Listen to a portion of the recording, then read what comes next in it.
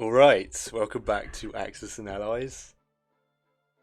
This will be another special video here against John Roberts. I've been invited to play another game, so I appreciate the invite. This will be the second time recording this, because the first time he had an awful German round one, and it was just like, you know what, it's a bit unfair. He had a horrid Ukraine attack, and I had a very outstanding Ukraine. And he got no rolls, so he lost everything pretty much. So we're going to do a restart here. So, yes, good luck and have fun again. I'm going to be doing my standard 4 infantry, 2 tanks. They say second time's a charm. This is where my West Russia fails and Ukraine fails, right?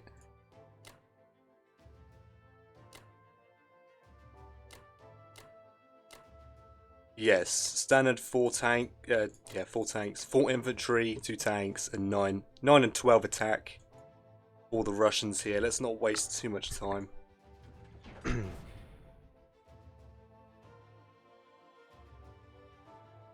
Yeah, it looks pretty good to me. Good luck to the Russians. Oh my. Just the classic one-rounder. Still average though.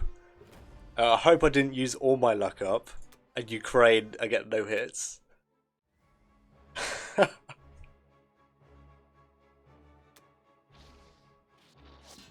Oh, here we go. Yeah. Wake up, boys. Come on.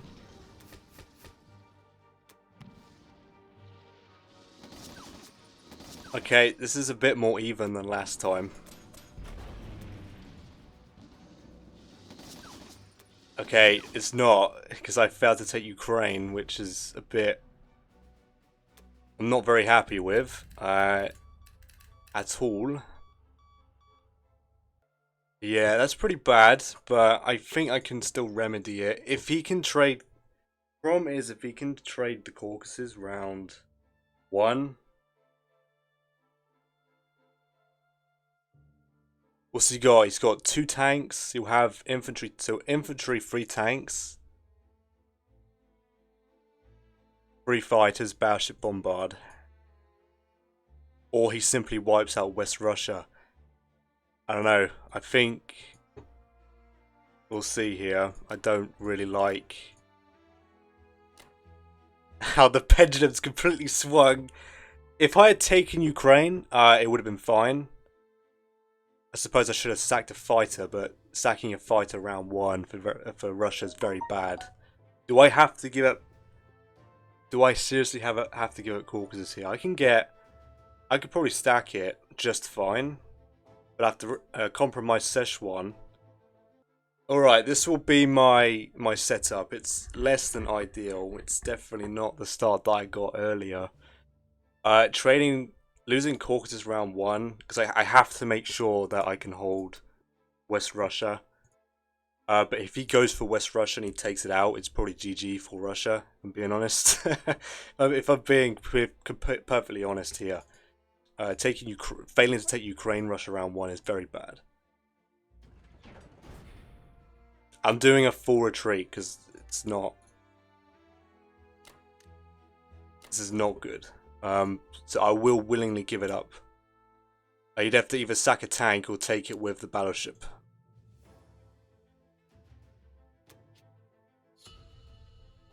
Alright, well, that is the end of Russia round 1. I'll be back for UK round 1. Alright. UK round 1.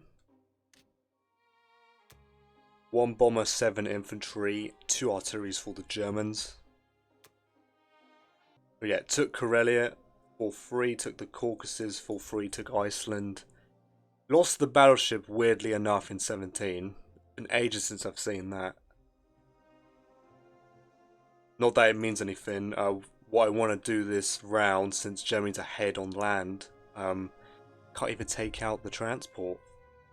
So I've got to try and keep up with how much progress Germany's already made.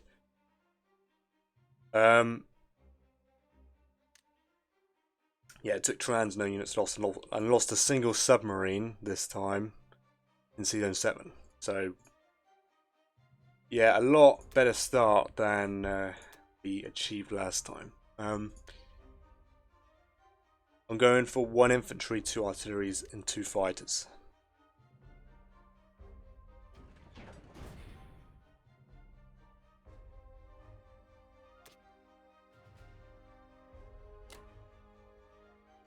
Right, I'm going to try and take out the transport in 61. Going to take trans back. That's hilarious. He could even, if I leave him.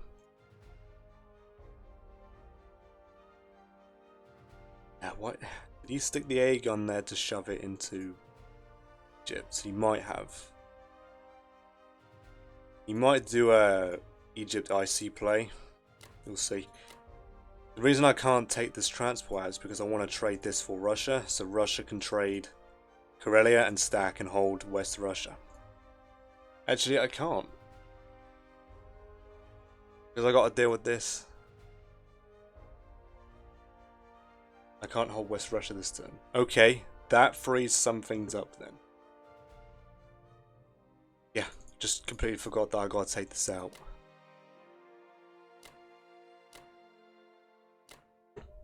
Alright, well then Russia will heavy trade this, try and take this. And depending on whether the UK actually conquers this, might stack the Caucasus. Alright, I'm going to, since the UK will need its money soon, I'm going to do Borneo and New Guinea here. I don't want to sack the transport to take France. I think this is everything. The problem is that this is a risky battle. Yeah, I completely forgot about that. That's true. I might have to give up on Borneo. Can't do it. Interesting stuff. I can't do it. What are the chances of him throwing a tank forward, picking up?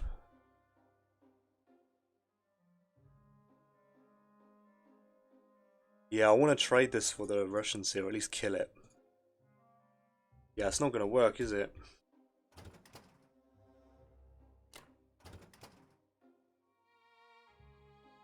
Which means I'll attempt to save the carrier.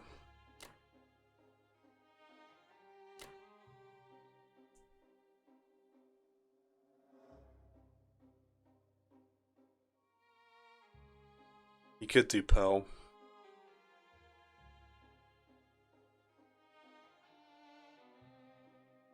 Which means I have to give up on this. I don't want to do this.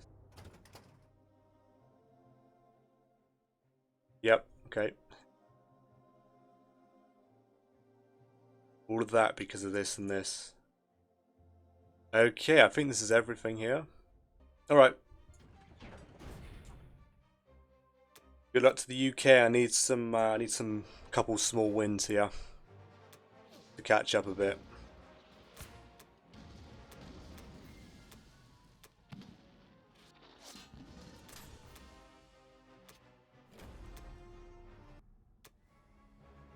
Oh, I just need this fighter to get its hit. Just like that. And that.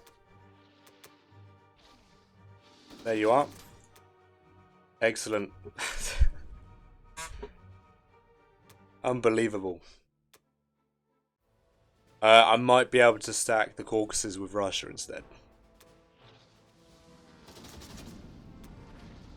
Sub gets a hit, of course.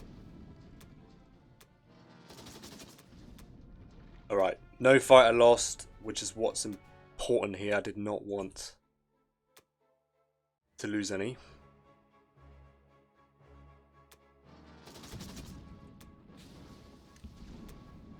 Alright, good stuff.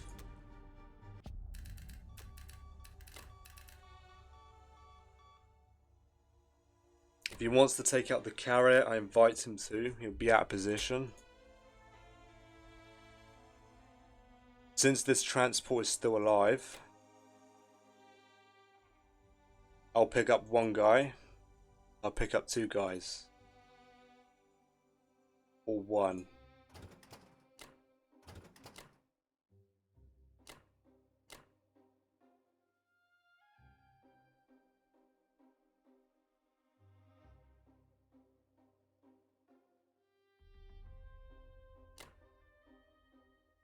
Okay.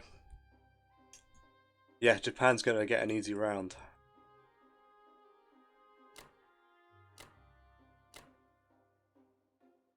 Yeah, because I've given up on both Burma simply because you can trade the Caucasus round one. That's how serious. That's how seriously bad it is if Germany can pull that off.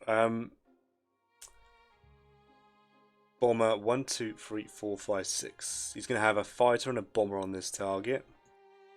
The bomber is here, but I can leave this bomber here. There's nothing he can do about it at all.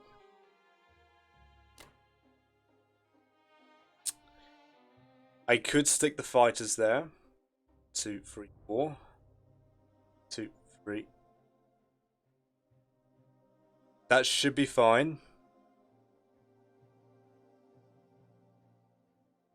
Because I'm trading this. I'm trading to take this. And I might as well try and take Bello. And I'm going to try and hold the Caucasus. That should be everything. Alright, good stuff.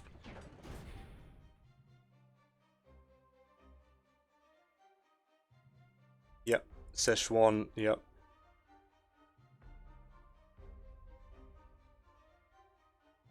Yep. Yeah, I wasn't hoping to lose that much material there, but well, it is, I guess. Yeah, that's it.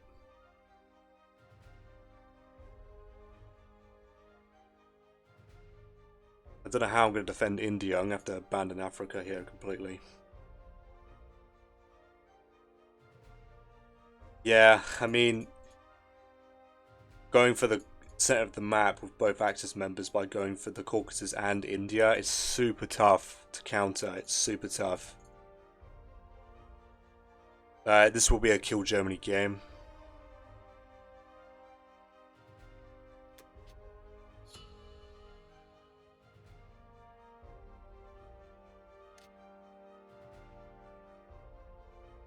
Yep, okay. Well, that is the end of UK round 1.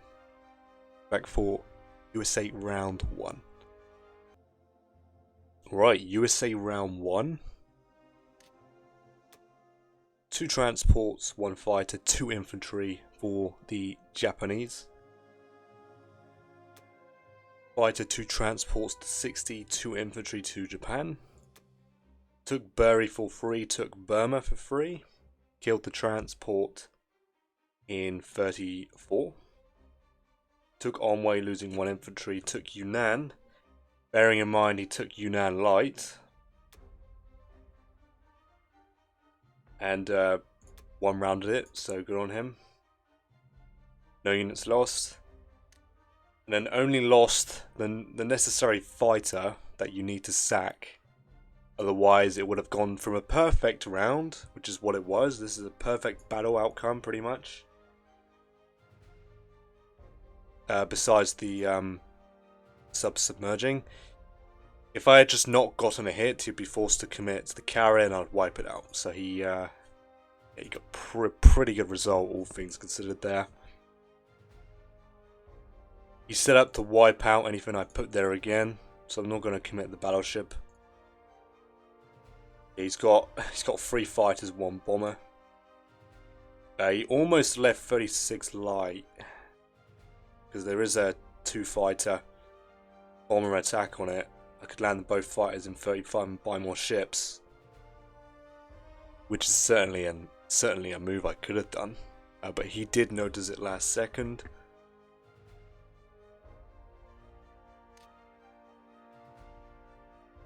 He put the tank there, but I don't want him performing the same move. Oh, he can't actually. He's got no fighters to do it. I don't have to leave. Yeah, he left no fighters in Kwangtung, so I can take it for free here. So I don't have to worry about a tank and a couple fighters to wipe out my infantry stack. With the Americans, this will be a kill Germany, so it's going to be 2 infantry, 2 transports, a carrier, and a destroyer, because I'm going to be using this one up.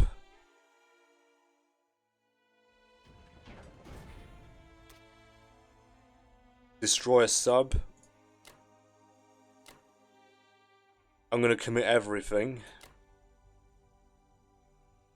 Do I need to commit the bomber?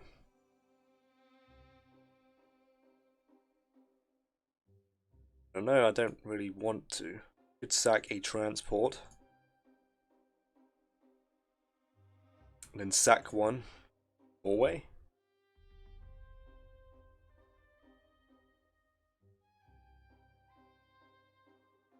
Interesting. I suppose I will. I think he will take it. He will take the transport out. He's got a bomber and a fighter that he could do it with. Sack the fighter, keep the bomber. Or he could just get lucky and not suffer a hit. Yeah, that works too. Do I really want to commit the bomber here? I don't really want to. I'd rather bomb Karelia when I need to. I don't need the bomber because Russia's going to be trading Karelia.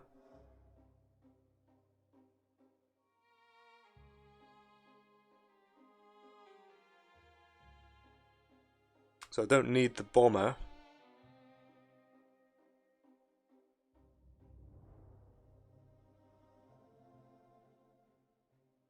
Okay. 2 fighters, a submarine and a destroyer. I have a surprise strike, he does not. I will not commit the bomber. We'll see if I lose a fighter. That will be everything. I'm going to plan and sack a transport for Norway, I think. I can get an IC running up and running as soon as possible. That will be everything. I don't need to clear that for Russia.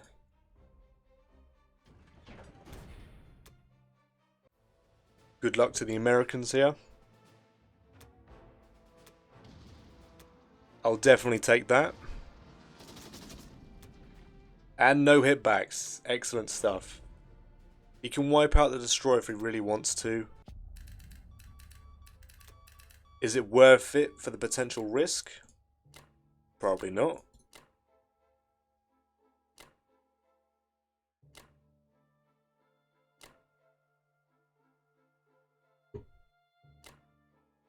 What I will do...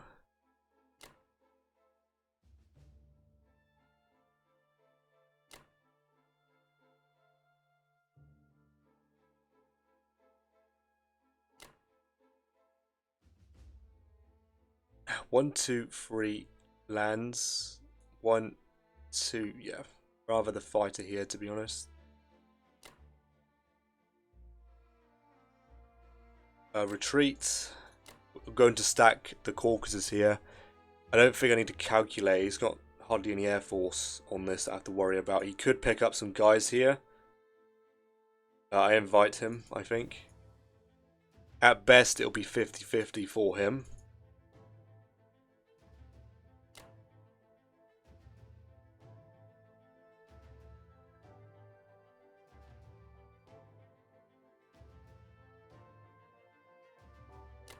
I'll just do what I normally do, that's fine.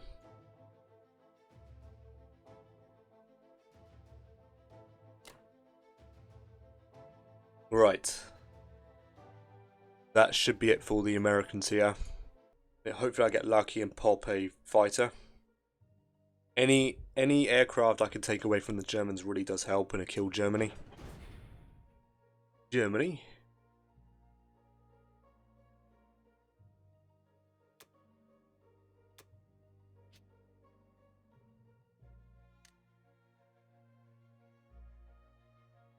Okay, carrier, destroyer, 2 transports, 2 infantry. You can take Morocco back if you want, so I'll be there to take it back with a fleet.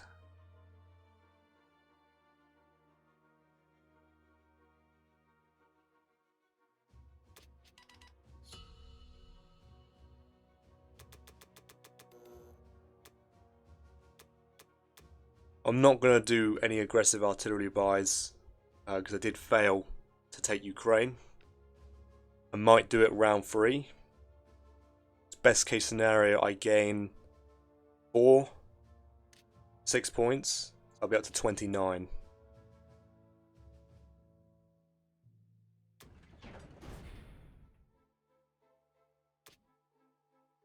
I think 2 infantry, 1 artillery. Now, do I do 1 infantry, 1 artillery here as well?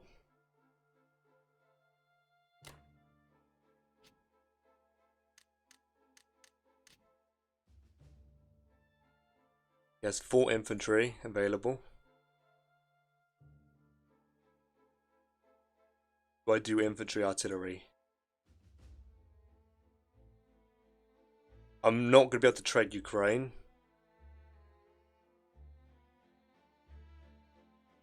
What would I have? I would have, if I do infantry, fighter, I would have 10 infantry, 14 infantry, 3 tanks, 3 fighters, 2 AA guns, and an artillery piece if I decide to save it. I might actually commit it. Do that instead. Hopefully guarantee my Karelia take. I might get lucky. If oh, well, I suppose I could keep going. I do have an artillery piece. Alright, good luck to the Russians.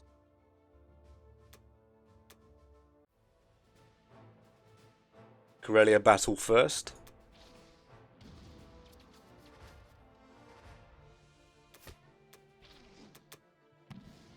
Alright, good stuff.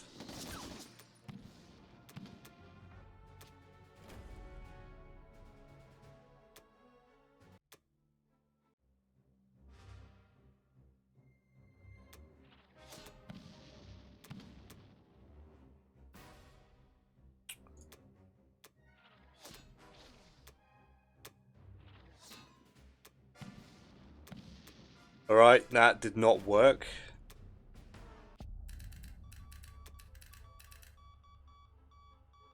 I definitely needed that, that's for sure.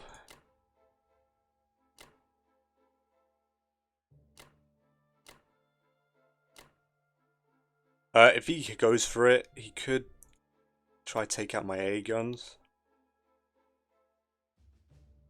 Could stick an AA gun here.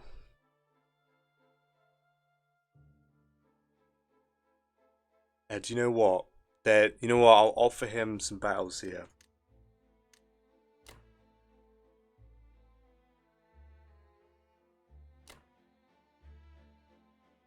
The way I see it, he's going to want to try and trade this with air support. This might force him to use his tanks and give up on a Ukraine stack, right? If I put the A gun here, I have a chance of popping a plane that he commits. I have a chance of popping a plane here. That is the idea.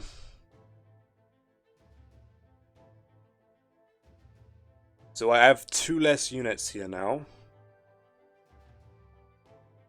I still don't think he has odds. It's 3 fighters, 3 tanks, AA gun, 14 infantry. If he wins it, then, well, it's GG, right? I've not calced it, so I'm kind of going all in here.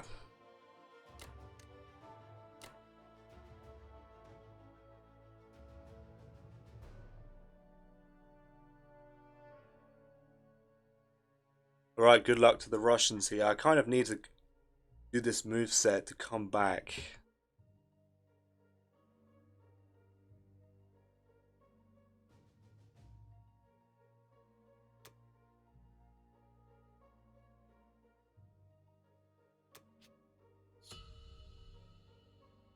Alright, well that is the end of Russia round 2. It's not even, because it's Germany and they tend to bump up the attack power quite a bit, so... Yeah, I really wish I had taken that. That would have made it quite nice, because then you'd have to trade both of these, spending some of this, some of his reinforcements, but... Alright, well, that's the end of Russia round 2. Back for UK round 2. Right, UK round 2. Fighter, 10 infantry, 1 tank. For the Germans here. 1 fighter, 1 tank, 8 infantry to Germany, and then 2 to Italy. Tank blitzed Egypt. Took Karelia, losing 1 infantry, and then took West Russia. No units lost, and then took out the destroyer M13, losing nothing. So, yeah. He bought to predict a fighter loss, and he didn't, so now he has a bonus fighter. It's just excellent, really, for me.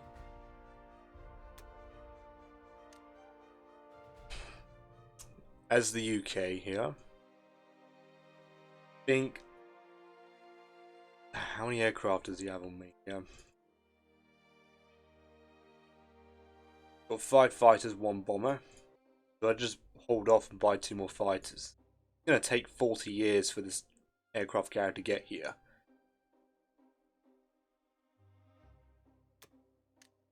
Yeah, that's not going to cut it. 4 units to 6 is not very good for me. I might offer it to him. Yeah, so this carrier arrives in 8, round 5. So I could offer him this favourable battle. Kill Germany. Now, in a kill Germany game, I don't normally go for fleets. If I can help it. It's a 95 in his favour. Now that is seriously a favourable battle for him. On average, he loses 3 fighters. I kind of need that result for it to pay off. If he loses 2 fighters, then it's, you know, a bit crap for me, of course. But these 2 fighters can't. They can actually. This fighter can't. That's what I'm looking at. 1, 3, 4. So this fighter can take out a transport sack, and he can still deal with 8. It is so unfortunate he did not lose a fighter. You know what? I don't normally do this. This might be a poor move, but I might actually offer him that 95 and pray for an average result on my end. If I could take away 3 of his fighters, he might spend more money on a fighter. But he'd be down 2 fighters, right? I don't know, it's attacking fighters. They can be a letdown sometimes.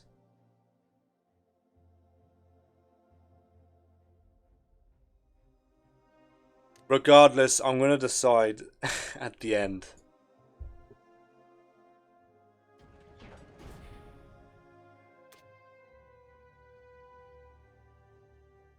I suppose I'd better take this.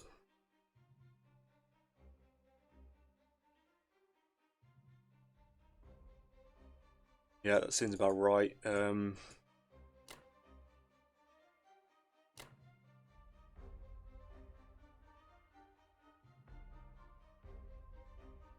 I do have more ships coming, so I suppose it's not all bad.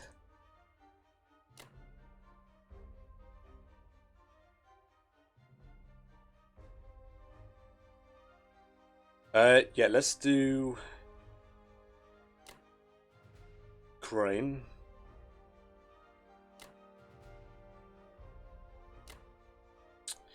One, two. Yep. They can go here or here, it doesn't really matter. I might stick them in 1, 2. In Russia here. just in case somehow the Russians fail to take West Russia back. Do I really want to sack a transport for it? You can take it back, no problem, and offer him a 95%. Is it worth the Allies doing that? I'd rather not. He keeps such a massive air force.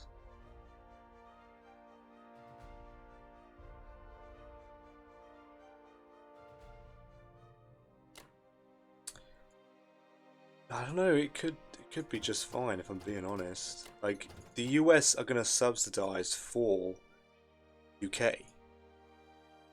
Even if he takes it out and loses 2 fighters, this is where he gets like a 2.6 result and loses nothing. I'm praying for hitbacks. Let's go for it. I think this is everything.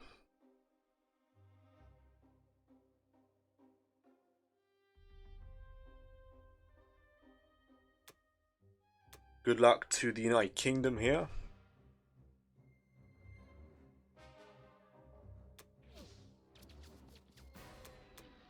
Outstanding stuff.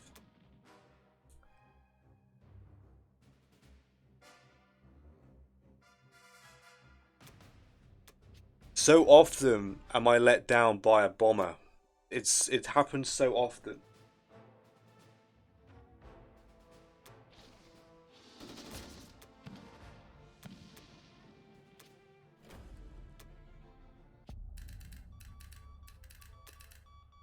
I just wanted to kill it. That's all.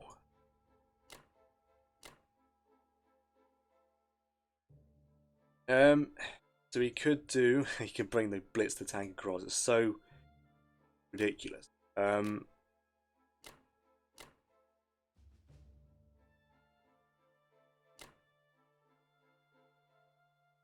Yeah, let's offer it to him. I need to see a good result.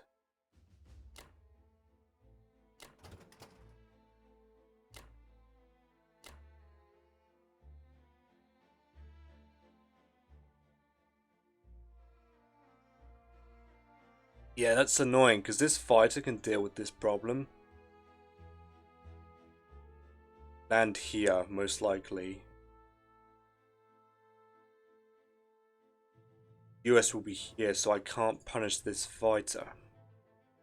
I don't know, the US don't have to go here. I could actually force him to stack Finland by moving my US fleet here, so I threaten to wipe out Finland. The fighter, because the fighter goes 1, 2, 3, then is forced to land in Iceland, which is less than ideal, or Finland, right? Yeah, USA stacks 10. So at least I get a fighter from him. Does that?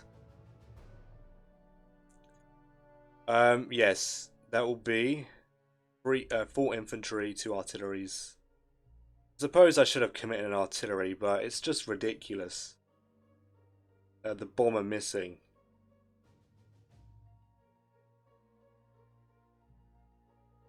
I mean, I don't really need anything. Goes here with 6. Yeah, that's the problem, right? That is the problem. What's he got? Infantry tank, 3 fighters, 2 battleship bombards, infantry artillery. Yeah, 2 infantry artillery tank. Yeah, there's I wouldn't be surprised if he has odds because of that.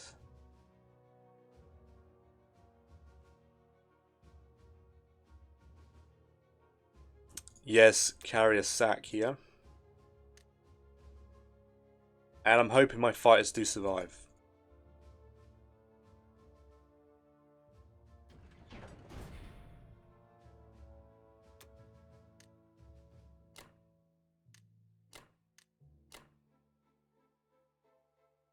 I think he will go for it because there is a transport there. There is a small prize to be had.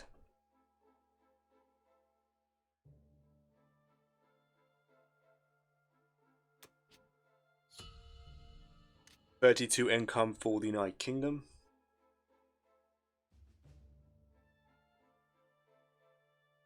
Alright, well that is the end of UK round 2. I'll be back for USA round 2. Right, USA round 2. 1 transport, 5 infantry, 1 fighter for the Japanese. Fighter transport to 60, 5 infantry to Japan. Took Soviet, Far East, Xinjiang, Sichuan for free. Took Kwangtung, losing an infantry. I'll take that.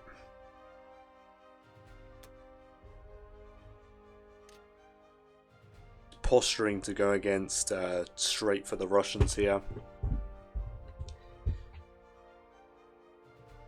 It's fine. It allows me to send UK units up through Kazakh and dead zone it with the Russians.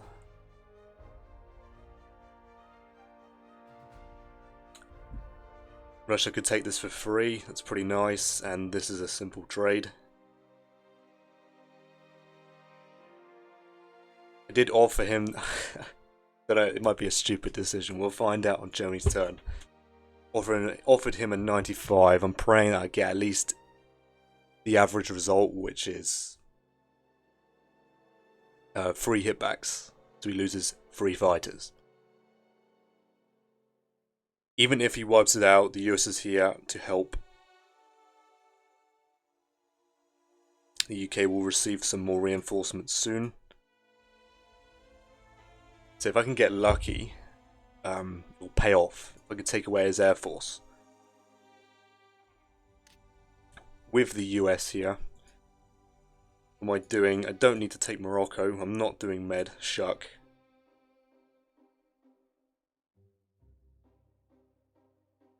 I'm going to sack a transport for Norway and then dead zone Finland, so his fighter that he could potentially take the transport out with is forced to land in Iceland or Finland, so he's going to be forced to stack Finland with enough that the US can't take it out.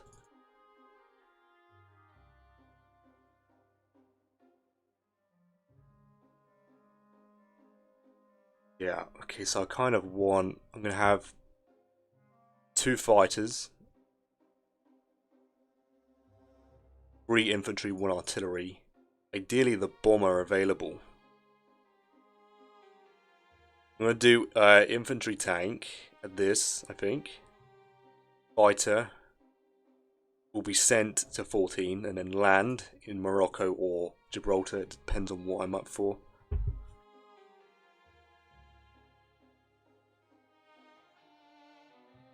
So I have a transport that needs units.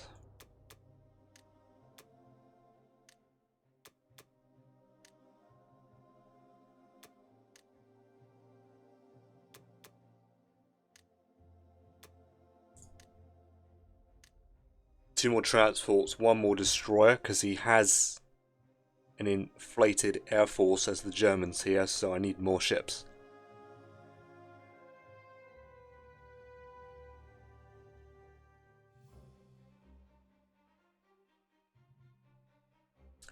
Ideally want to get onto 2 carriers with the US as well. Maybe I don't need to. I'm not doing med shucks. I don't need 13. But I might have the UK on 2 carriers, I mean. Left it on sack, I'm pretty sure. Yes, sack carrier. That's why I'm hoping my dice get at least an average result. That's what I'm hoping for. If he gets a killer, then his lead is just going to grow even more. He's taken a forward defensive position with the Germans, so that's why his Japan's going straight for Russia here. Wars will probably be kept like this. He will have to give up France eventually.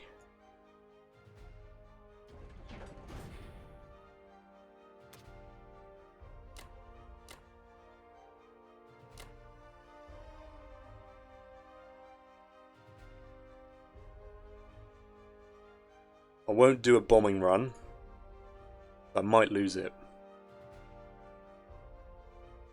But I will Saki transport. to take Norway. That should be everything. There's nothing else available for me except attack Xinjiang, which is not a good move. Yep, not interested in doing any bombing runs. I want the bomber available to dead zone Finland. Right. If the thing is, it slows Germany down. That's what this does. Dead zoning Finland. If he wants to take out that exposed transport and also hit this fleet, I don't know. He could choose to go light, right? He could go light if he really wants to. But you want to end the combat as soon as possible, right? So you don't risk more rounds and more potential hitbacks.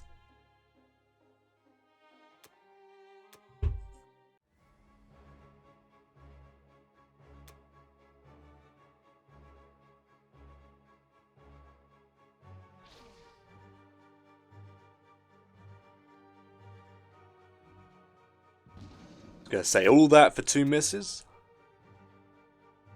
Excellent.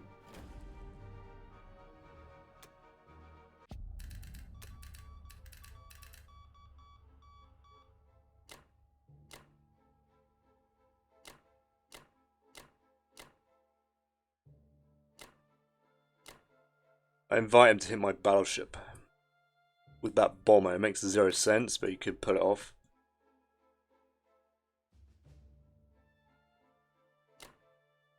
Got a sub down here. I'll hide a sub in 65.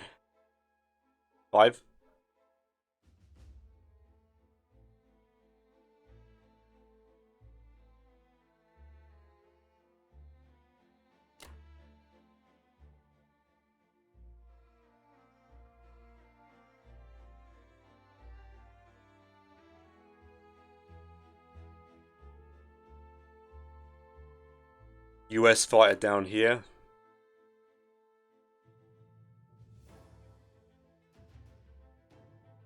Could sack US fighter here, save some more Russians. What am I doing? Move this guy down, move one across. Doesn't matter. 2 Russians.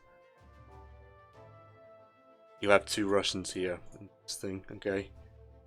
It's fine, Russia can take this. It's still technically land units of the Allies, so I just sack him off.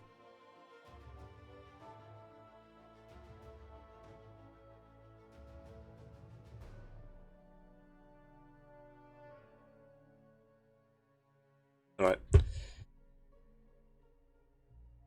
Even if I somehow fail West Russia, I don't think Germany can take Moscow. I have 3 fighters. I can panic defend and still hold this, so rather take it.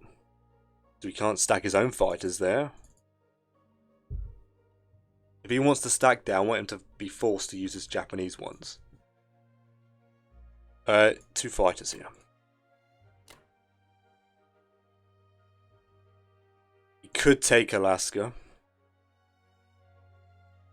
but I can just trade it back, or just ignore it.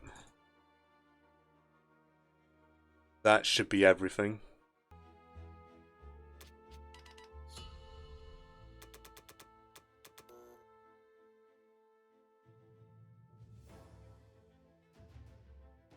Do I want an aggressive artillery buy this turn?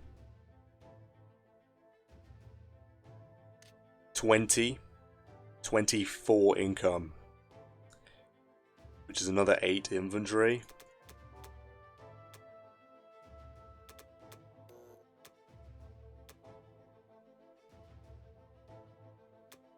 Three, 5 and 3, and then 8 more infantry next round. I want to dead zone Kazakh as hard as I can, constantly, and West Russia here. And dead zone Archangel as hard as I can. I'll probably leave 1 artillery here, because if he could probably put enough there to stop me from trading. He'd probably stack there, so I'll leave most of my artillery back in Russia. I might leave enough to trade.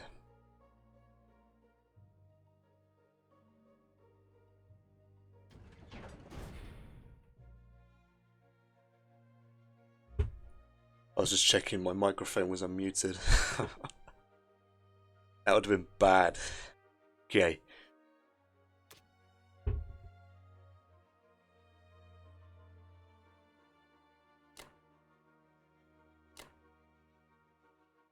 Nice simple trades for the Russians.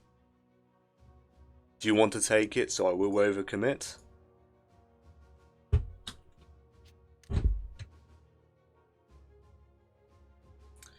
That's how you spell that. Russia will block. Might give this up. Because he has overwhelming air force, so I want to retain as much as I can.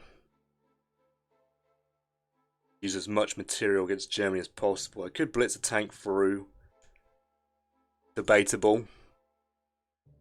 I would do that if I was trading France and Italy.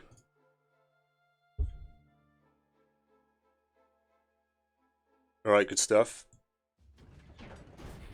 Good luck to Russia.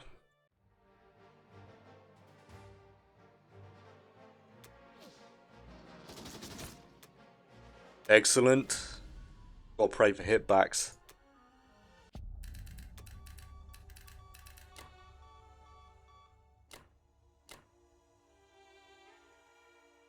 I'm ceding a lot of free territory to Russia. Not Russia, Japan.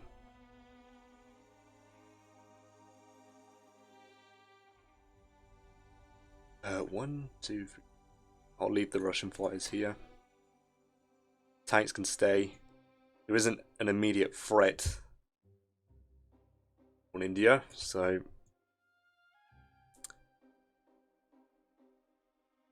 what I will do is I want to dead zone these as hard as I can, but leave enough to trade. US can trade Ukraine for Russia. Fighter and bomber 2 infantry, so I don't actually need much here. I'll leave an artillery 4 infantry.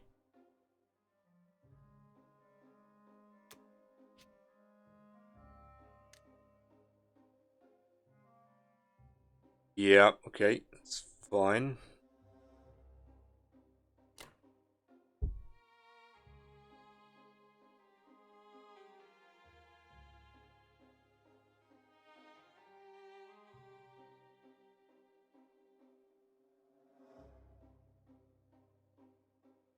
I mean, he's here. He has 1 infantry to trade.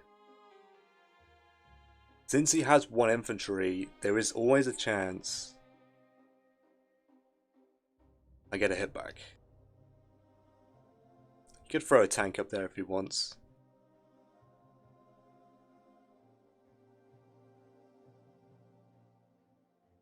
Alright, well, I have no Russian submarines, so that is it. I'm going to leave my tanks here, so they're always available for as long as possible to go to India.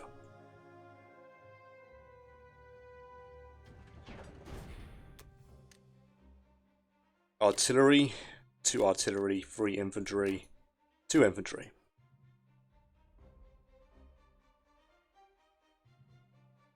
Try to dead zone these spots as high as I can with Russia. And I'll send more UK to help this.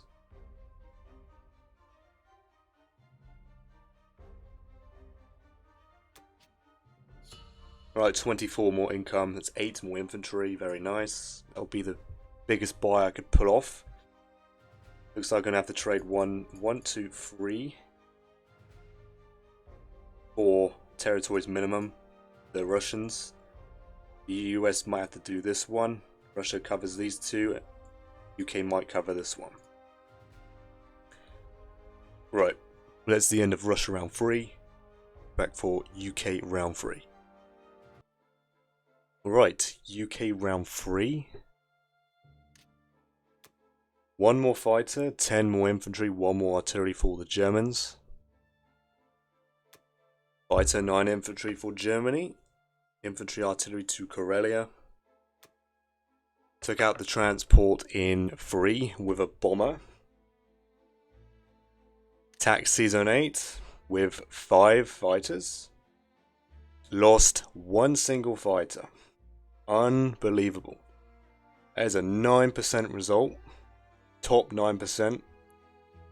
On average, he loses 3 fighters, so I didn't even take out 2. I was confused because I was waiting for him to engage the combat, and it desynced, and my navy was deleted, and he had 4 planes left. Unbelievable. Took Ukraine, but failed West Russia, so there is a boon. I'll take that as a small compensation considering how lucky he just got there. Top 9%. Might as well have took the 1.62%. No units lost. As if Germany needed any more of a good start. Defensive start, I will say. I wasn't going there for the chance to hold. It's not why I put it there in the first place. He gave himself worse odds by using the bomber to take out the transport here and had not engaged this fighter in Bello to take out the fighter, so he didn't have to stack Finland. He opted for a slightly weaker attack and still pulled off an amazing result. Amazing profit for him. 10 to the price of 42. So he made a 32 IPC profit there. Ridiculous. I was slowly catching up, and that happened. Anyway, with the UK, I'm going to get 2 infantry, a tank, 2 fighters to replenish the ones that I lost.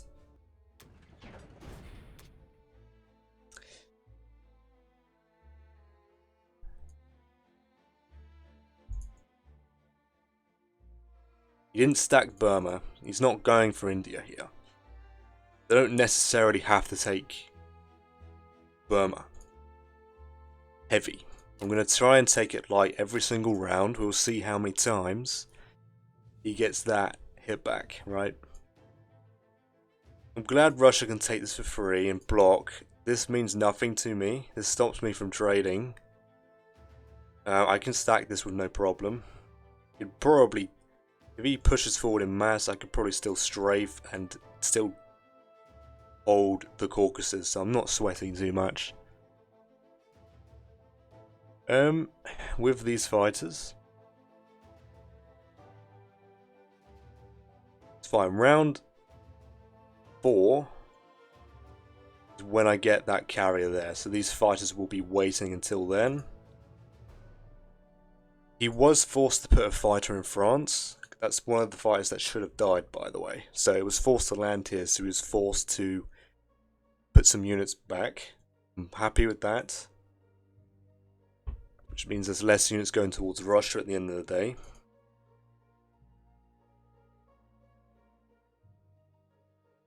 The US might hit that on their turn. They might. 4 infantry, cruiser bombard, 2 fighters. Bomber, but knowing John's dice right now, I might lose a fighter to the AA gun, so I don't know if I'm going to risk it. I do want to take it out. I think I need some compensation.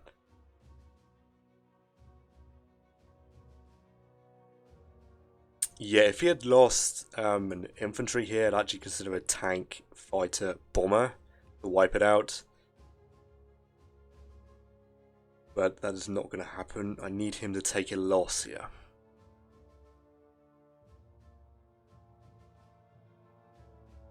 That should be everything.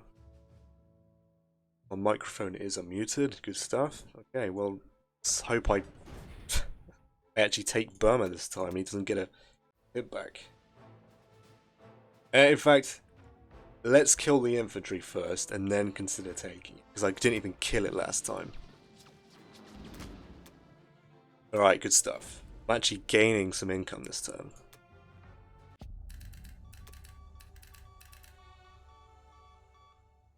I don't have to worry about any weird German attacks here.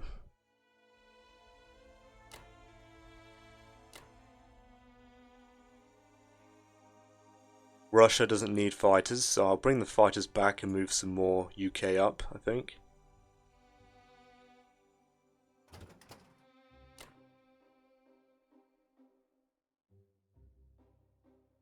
Or do I come to Morocco? If I fail, he'll probably send a fighter and kill it.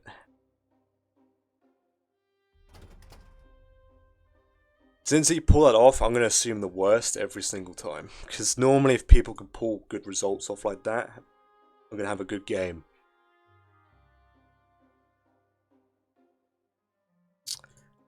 Yeah, I want to keep this dead zone, but I don't want to move too forward, because he could do a switch up and catch me off guard.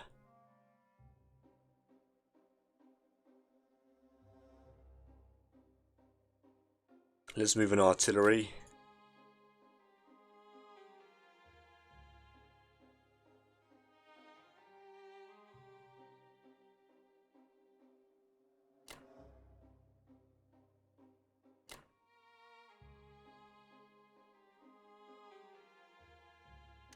So I have 4 fighters, 1 bomber, 4 infantry, 1 tank, 1 artillery, 2 tanks, 4 infantry, 5 infantry, 2 artilleries. That's a hard dead zone with 2 tanks, 4 fighters, 1 bomber. I do invite them to go there, but they won't.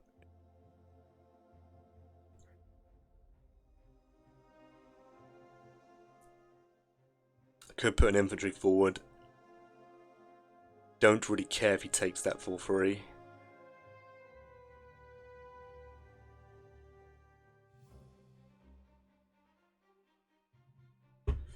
What does he have?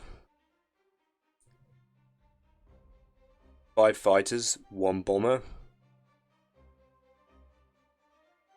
2 battleship bombards,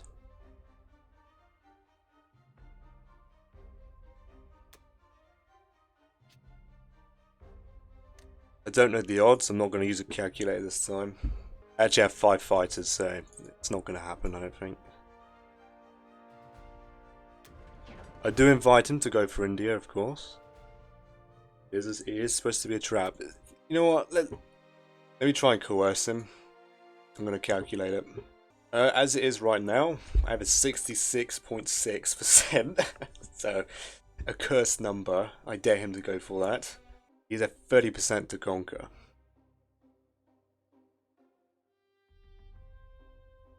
If he wins that battle, that's pretty bad. I'll offer him a 30%. It is minus 20 attacker profit, so it shouldn't go too well for him.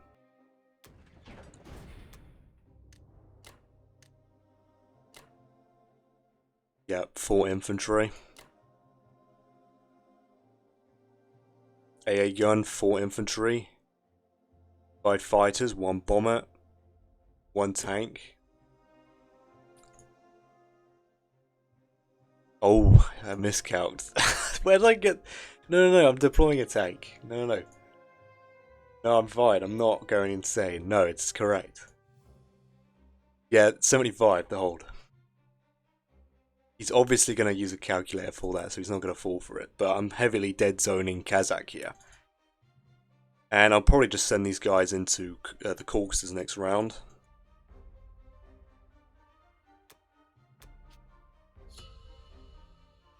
But I invite him regardless. Yeah, he outnumbers me by 1.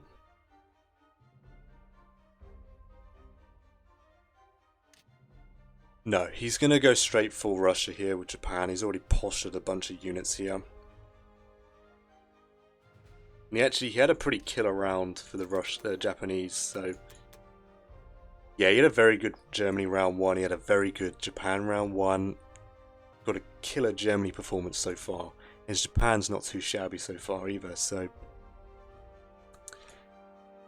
Yeah, that is the end of Rush UK round 3. Back for USA round 3. Right, USA round 3. So I've made 2 mistakes. I didn't block Kazakh as I made a note for. And I didn't move the bloody carrier. 27. I've made a note this time. It's fine, I'll just buy a carrier. It's that simple. Carrier, 2 transports. And then I'll just have 4 fighters defend the carrier. It's that simple. I think the US is going to have to go for this. I have to get rid of his fighters. Can't be allowed to get away with the performance he's had so far. So I'm going to try and punish him here. This fighter can actually engage. I actually forgot about it. It can land in the United Kingdom. It's 3 fighters, 1 bomber, 4 infantry. I'm going to take Finland and actually build an IC.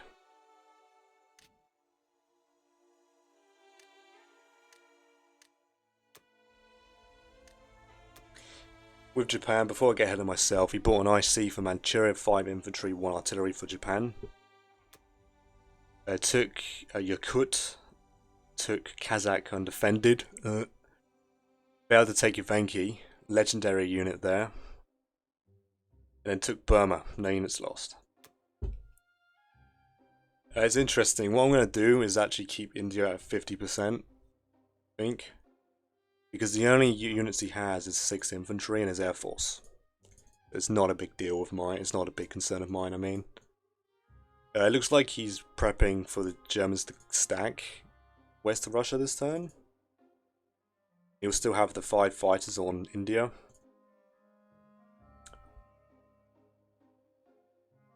So I'm not really sure what's going to happen here. Could wipe out... I could just stack Persia with the UK. Give up India.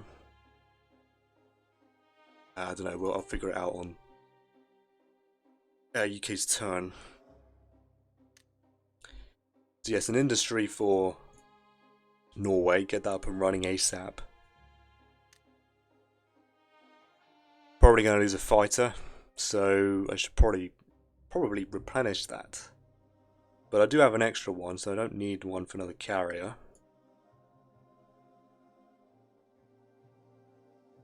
He has...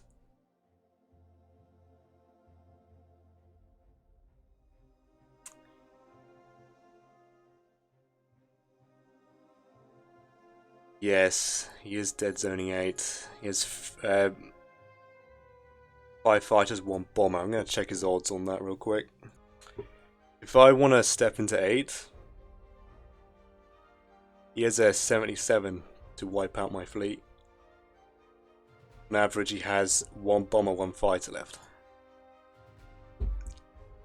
Oh no, he doesn't. I have a battleship. Yeah, alright, we're safe to do so. Yeah, I was going to say, there's no way he pulls this off still. I invite him to hit that. It's a 70 in my favour, he won't take it. So with the rest of the money...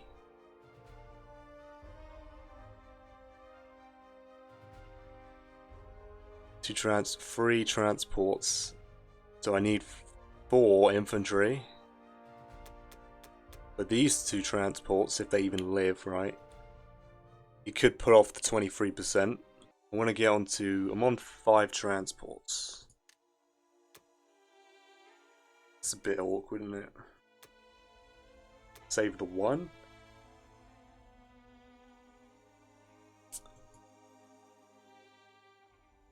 Okay. I'll do 2 and 2. I don't think I want to do 2 and 2 though.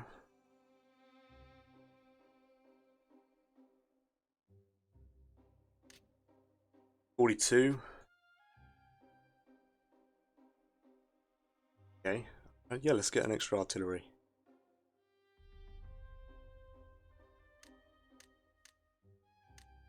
Alright.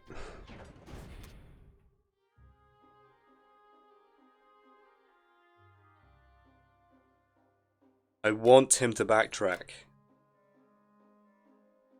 I don't want him going down, I want him coming back.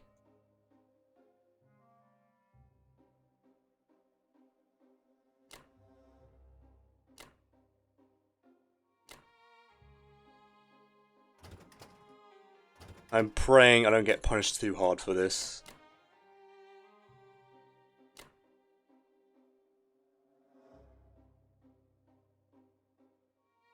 Do I trade Kazakh? Yes, I do.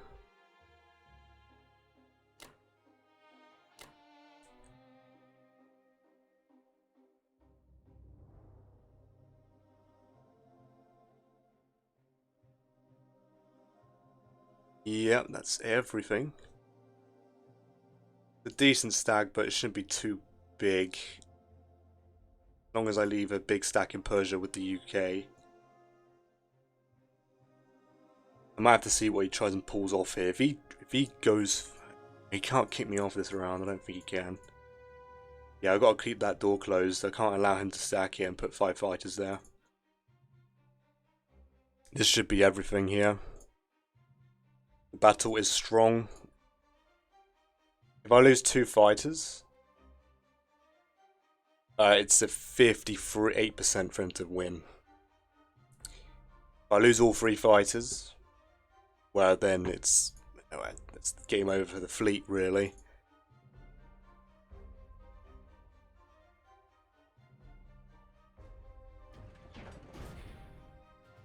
Right, good luck to the Americans. They will need it this round. I do need them to pull off something spectacular here.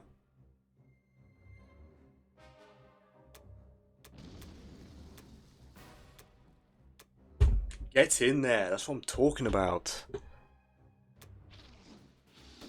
Outstanding.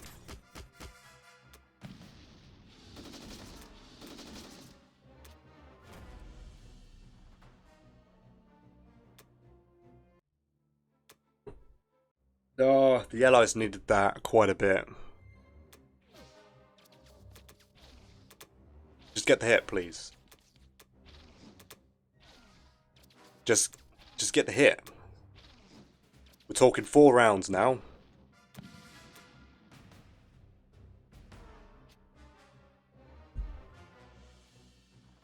It's not the end of the world. Russia takes for 3 blocks. The only thing that Russia's trading is this.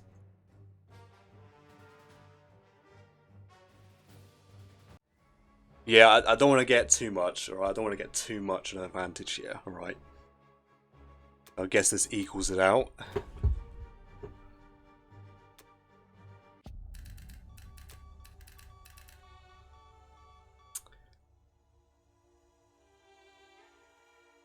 UK can handle India on its own.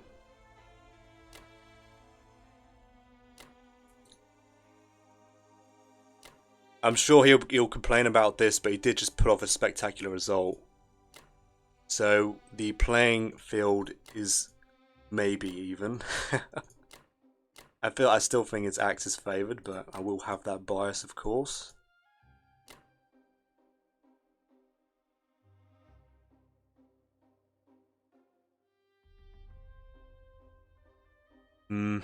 He could do some weird stuff.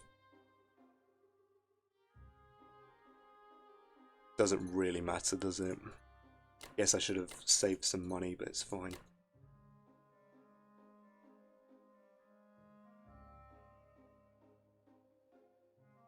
We'll definitely take that.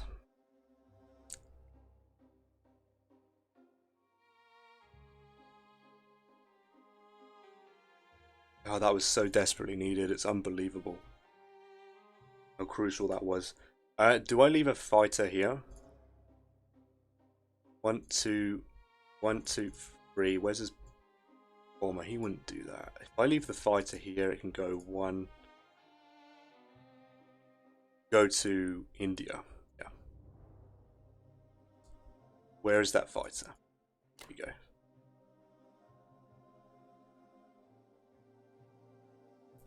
One, 2, 3, 4. Get there. 2, 3. Yeah, as far as it can go, that's fine. And it can assist me here. This bomber's forced to land there, so I can't have it assist me. Alright, that is the end of the US's turn. I'm not missing anything like I did here, right? I don't think he'd go for the fleet. Doesn't make any sense. What is it like on Carrier Keep?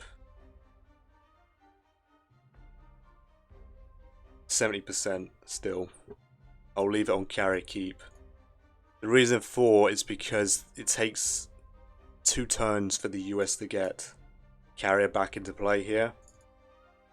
It's not a favourable battle for him. If he pulls it off, then, well, GG, right?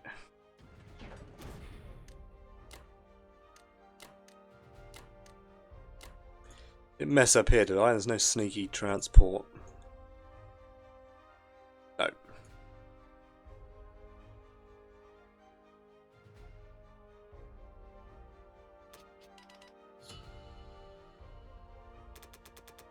Straight 8 infantry. This will be the healthiest buy for Russia.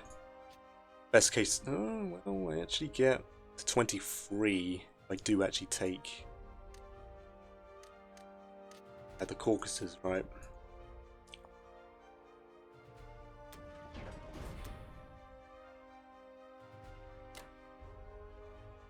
He wouldn't do that.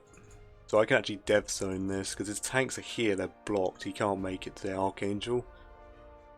I don't have to worry about an Archangel stack. I think I will block because he has a tank that could blitz, do some weird attack. I'll commit 2 infantry. 2 fighters, that should suffice.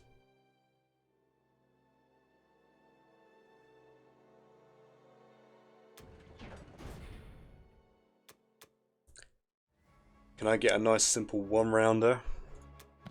There we are. That's all I asked for.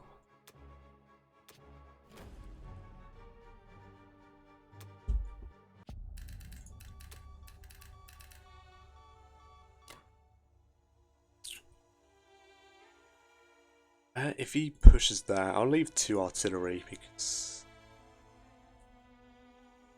I don't really care. I'm being honest, if he stacks there, it does not bother me.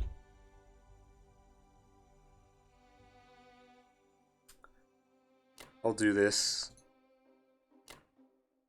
What I'm going to do here is actually offer him a 50-50 battle for the Caucasus here.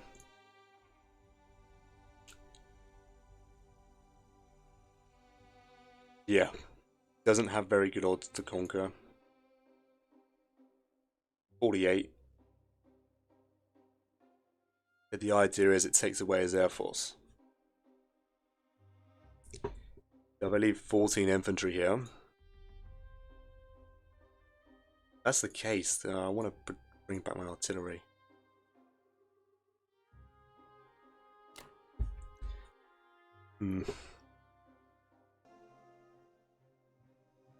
So yeah, I'm going to leave deliberately 23 units here. He has 23 units to attack. It is a coin flip battle with a minus 31 attacker profit. He's a 48 to conquer. I want him to take this because he risks his air force. That's the reason why I'm doing this. I could give him slightly more favourable odds. I'm not going to go below a 50-50. I have a 50.6% to hold. He has a 48.2 to conquer. I'll take it. If he takes this battle, he might get rid of some valuable material for the Allies, but he will also lose. I invite him.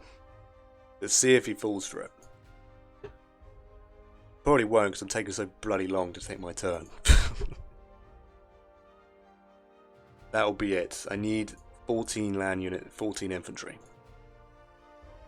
If I've made a mistake, I can just add another 4 and it will shoot it up to an 80% in my favour. So 14, AA gun, 3 tanks, 3 fighters. Blocked, blocked, blocked, blocked, blocked, and blocked.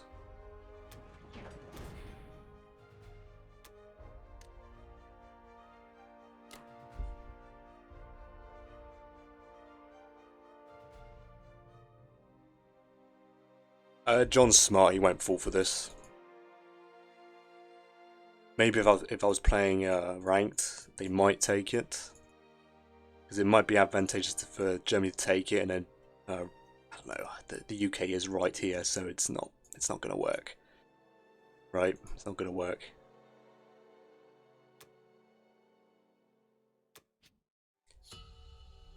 Alright, let's see if he falls for bait. Who knows? He's got killer dice right now. He might pull it off. It's none of It's not a very good one-round strafe either. He kills roughly 9, and I kill 9, so I get to his tanks. He doesn't. He doesn't get to mine.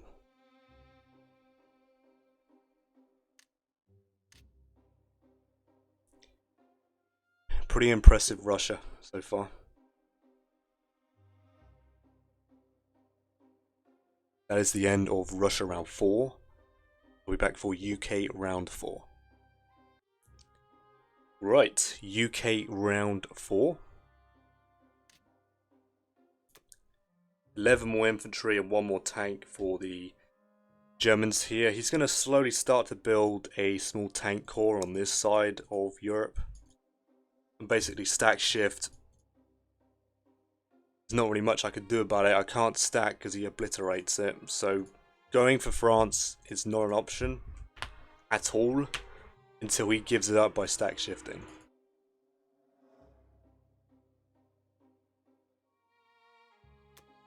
Nine infantry, 1 tank to Germany, 2 infantry for Karelia. There was some pros and cons for this round here, as you can see. He failed West Russia and he failed Belarus. Took France, no units lost. Took Anglo-Egyptian Sudan, no units lost. And then attacked Norway with an air raid. And I can never get lucky when I do these moves. I always seem to lose my fighters. So I never do them. So when someone else does them,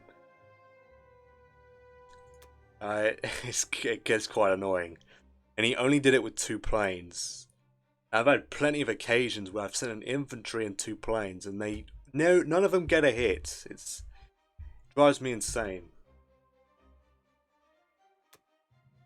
Whatever, I might just stick an infantry and AA gun there by buying them. If he insists on doing it again, he won't have very much fun. I have to stack 8. I don't know if I can send any Americans across. There's always the threat of a carrier drop, and I can't allow that. He's deliberately left 2 fighters behind for that potential.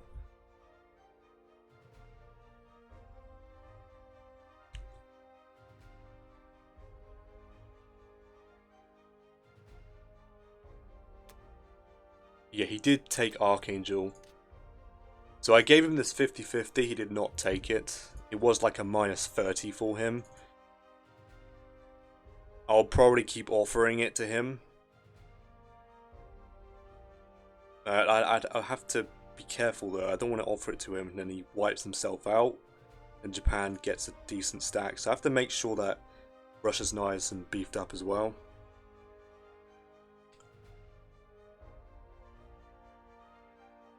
Japan should trade all these.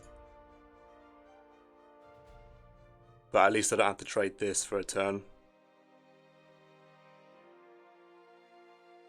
With the United Kingdom, 3 infantry, 1 artillery, 1 tank, transport.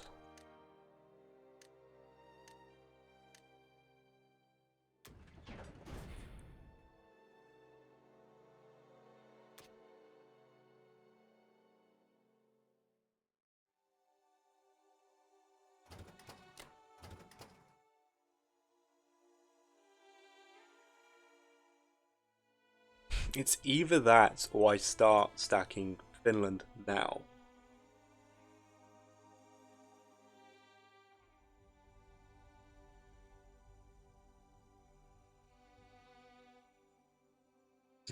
I'll have to think about that before I put my moves in.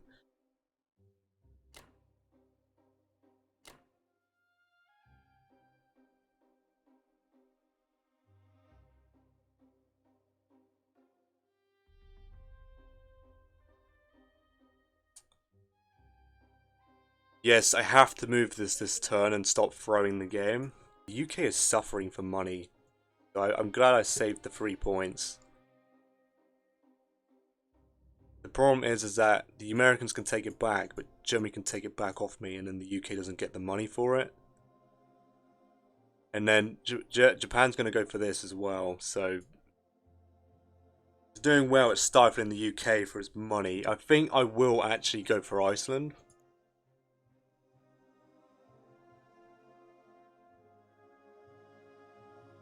and put the American battleship here. I don't want the money.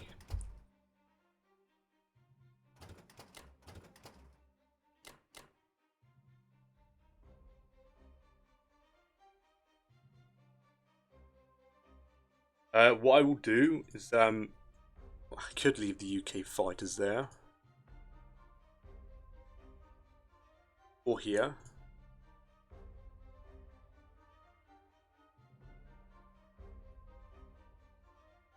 With the intention of stacking with the US. And then I'll put the AA gun. I can deploy 2 infantry or 2 tanks. Deploy the AA gun.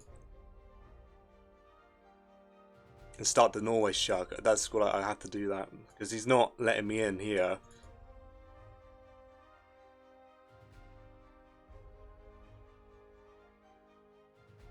I just need my my units to actually get a hit.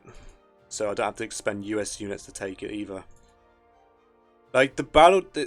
I have 2 cruisers, an aircraft carrier, 2 fighters, and 2 destroyers against a carrier drop. I'm not concerned.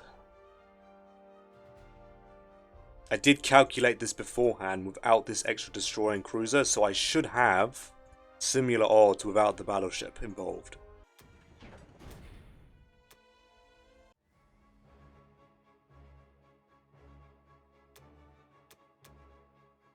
Outstanding. So yeah, best case scenario, if I take this, he loses 3 fighters in the potential attack on India. Excellent.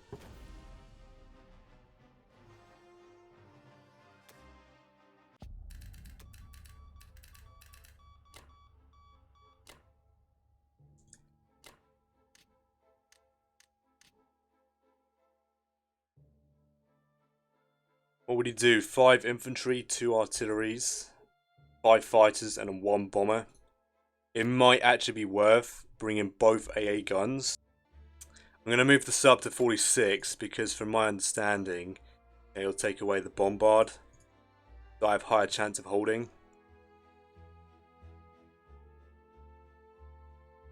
The destroyer can't reach me. So let's see here. He has 1, 2, 3, 4. He can land 4 fighters in 35. 1, 2, 3, 4. 1, 2, 3, 4. So 3 of the fighters cannot land. So he has 4 fighters available.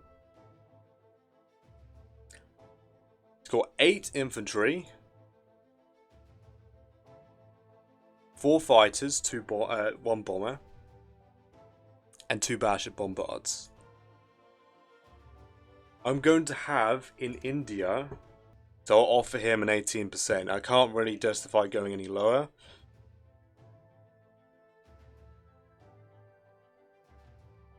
I could move infantry, artillery forward.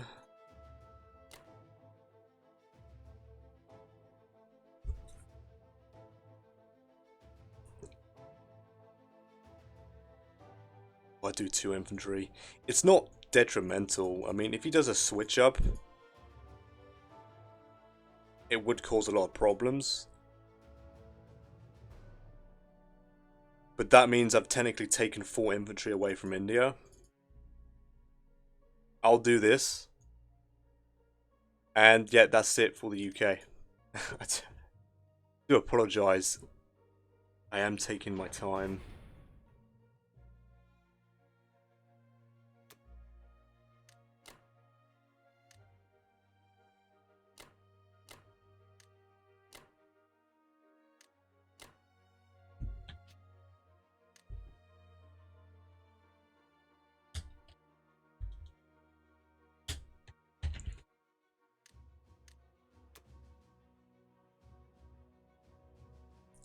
A gun, 4 infantry. Ooh. Whoops. That's a bit stupid. No, I have 3 infantry there. It's still a 66 to hold. I accidentally sent 1 extra too much. We'll see if that mistake punishes me, but if he wins it, fair enough. He has a 32 to conquer. That is not an odd I'm taking as Japan, so I'm not sure why he would. I think the Axis have a lead, so he doesn't need to take risks. Yeah, bombs before fighters. Lock that in. Yeah, AA gun, 3 infantry. 1 bomber, 3 tanks, 4 fighters. I invite him to go 4 hit. It's a -7 attacker profit. On average, I have 2 fighters left. On average, he has...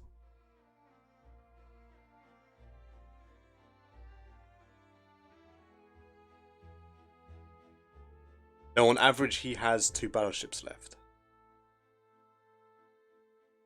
On average, I have 2 fighters left. Okay, well, yeah, I'll definitely take that. If he has 2 battleships left on average, I'll definitely take that. Yeah, so all the US needs to do, I did put the fighters there. Okay, good stuff. I will be stacking this.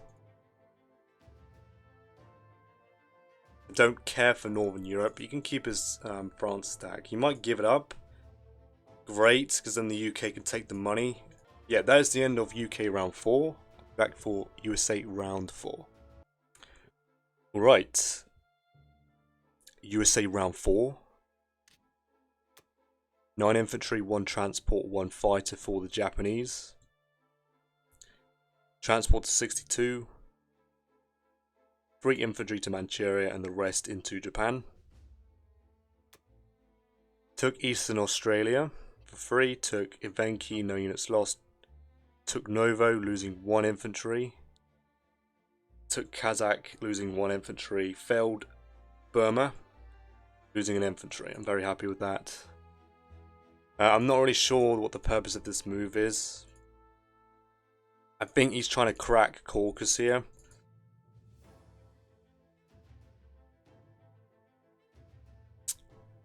And if I'm not careful, Japan will have odds here. If I accidentally take, and I don't take this. Yeah, I mean...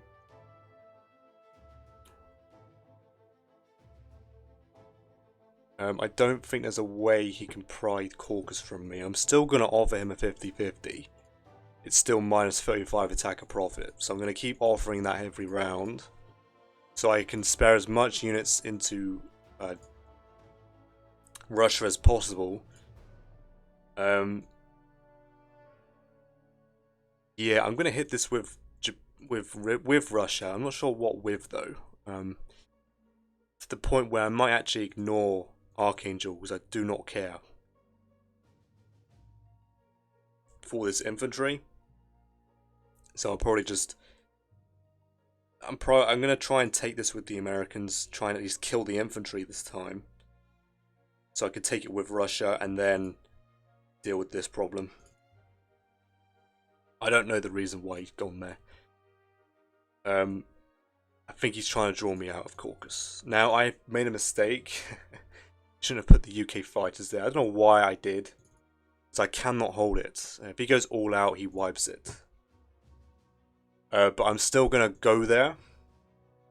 Because then these units are not going in for the potential West Russia stack.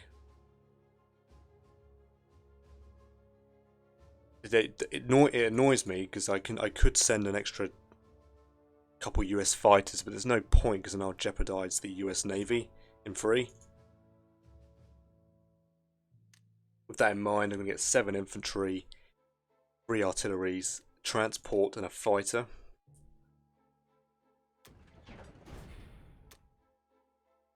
Yep, that's fine. As long as I don't make that mistake as well. I'm going to take this light because the US tank can get back in time. I expected to push out this way and not come back up.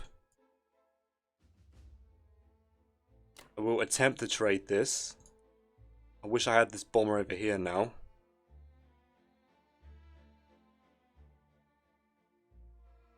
Do I strategic bomb this game? Could bomb Karelia. Could bomb this infantry.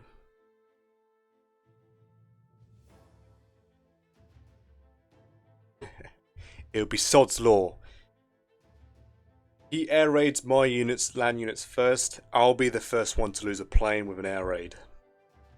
I could take the risk. It'll allow Russia to take simply take this with no problems.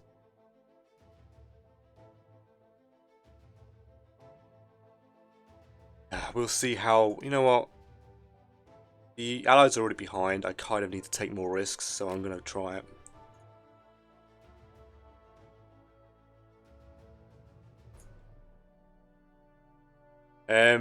This fighter will make its way to the Caucasus. I think that's everything. He left an unguided transport here, so I'm going to kill that.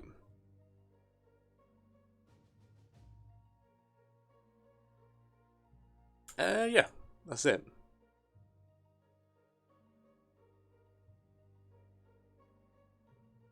And then I'll commit one transport to 23.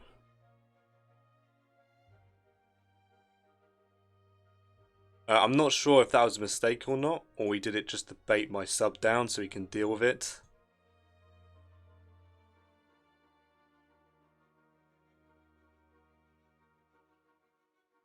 Okay. Yeah, right, that's it.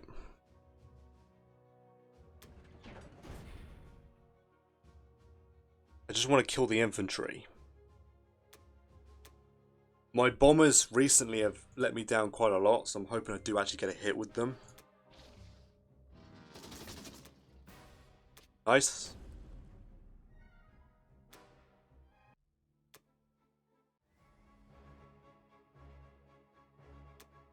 There you are.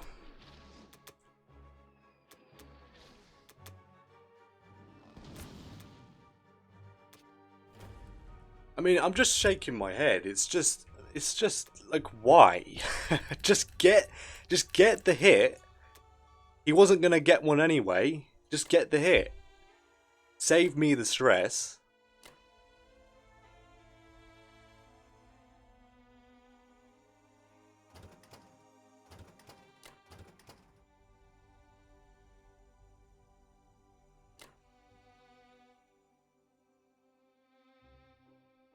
I just have to pray that the AA gun gets a hit.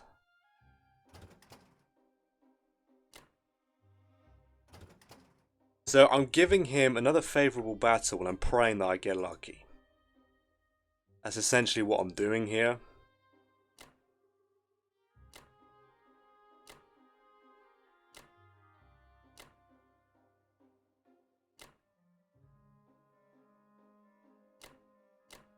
I do have a surplus. I need to get some more transports ASAP.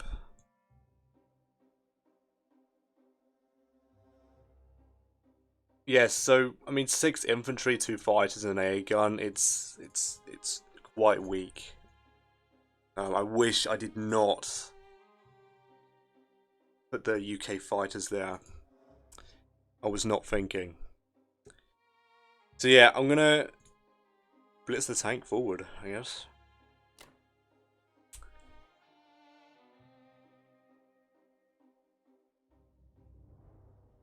I invite him to backtrack.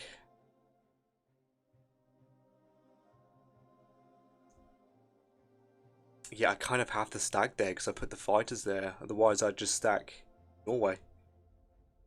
Alright then.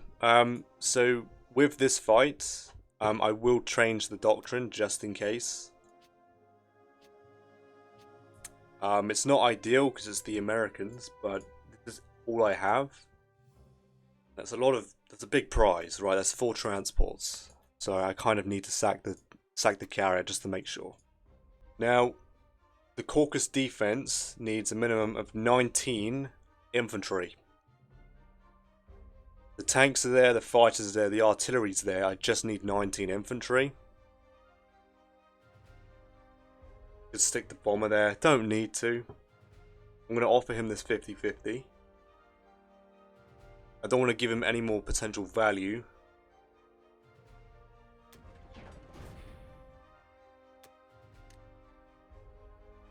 Fighter, transport, 2 infantry. Since he's gonna probably air raid the IC, I'm gonna put infantry there. That's the most cost-effective defense. He insists on doing that. There's no... I assume that was a mistake. Right.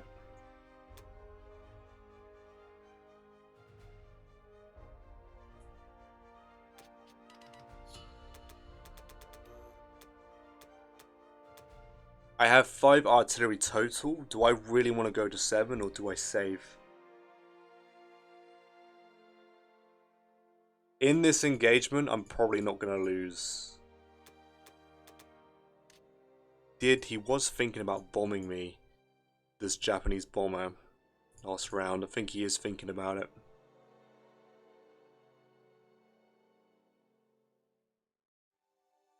I only need infantry. Could denser, I could... You know what? I'll dead zone it as slightly harder.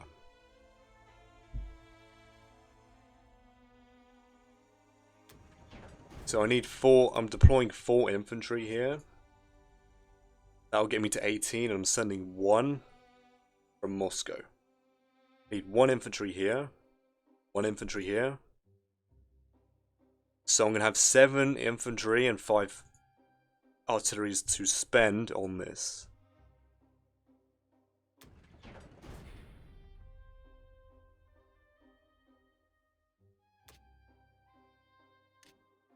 Yeah, the battleship is defending that.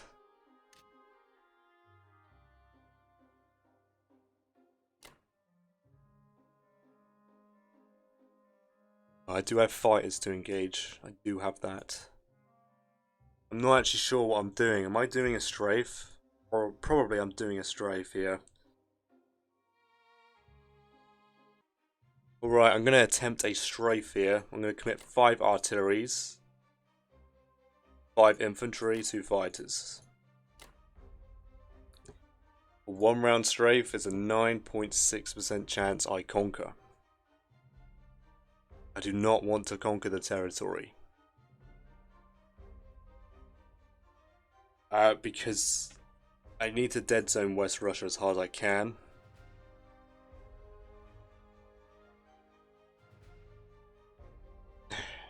Yeah. On average, he kills 2 of my infantry.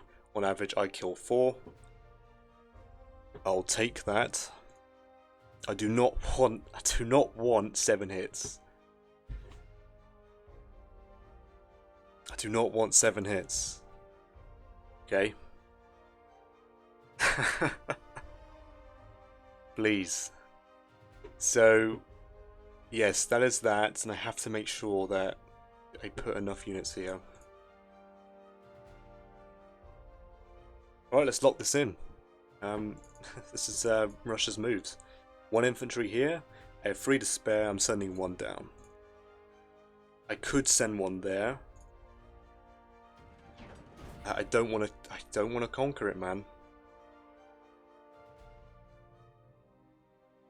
5 infantry, 5 artilleries, 2 fighters, 4 infantry, 2 artilleries, 1 tank.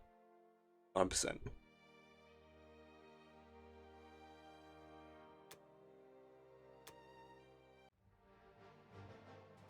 I do not want 7 hits.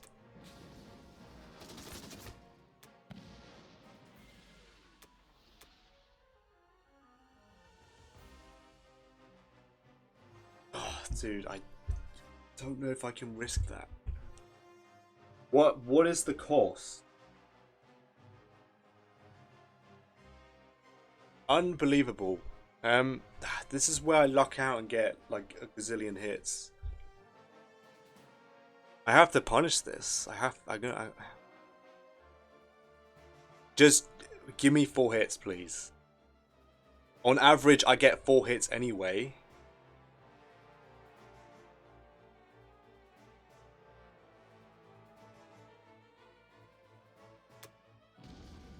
Oh, okay.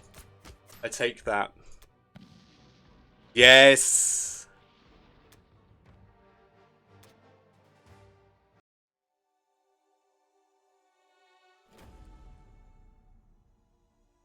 Excellent stuff.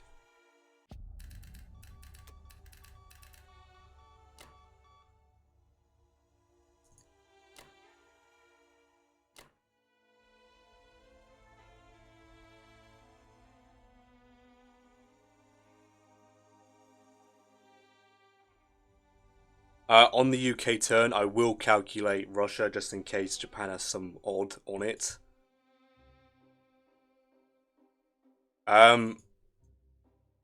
Yeah, I kind of have to put a unit there so he does trade it. It doesn't stack Novo.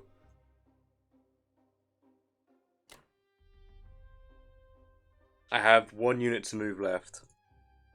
So for the defense of the Caucasus, I'm just quadruple checking everything here. AA gun, 4 fighters, 3 tanks, 1 UK artillery. It's currently 14 infantry, 15 plus 4, 19. A 54.8% to hold, a 44.1% for Germany to conquer, minus 35 attacker profit, a 1-round strafe for him. We're about equal, I think, but I have more infantry at the end of the day, right? So he has no front line if he goes for it.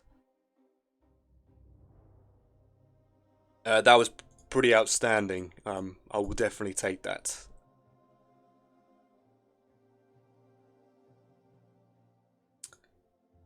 Yeah, that would make it 15 infantry. Good stuff. I will block, so he's forced to trade.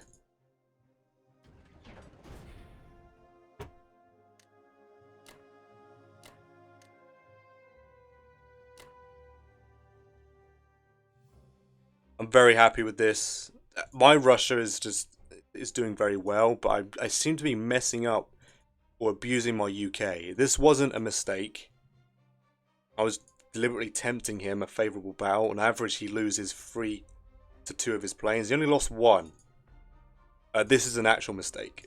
So, this is an actual mistake, but he should lose quite a few material, and hopefully I get lucky with the AA gun.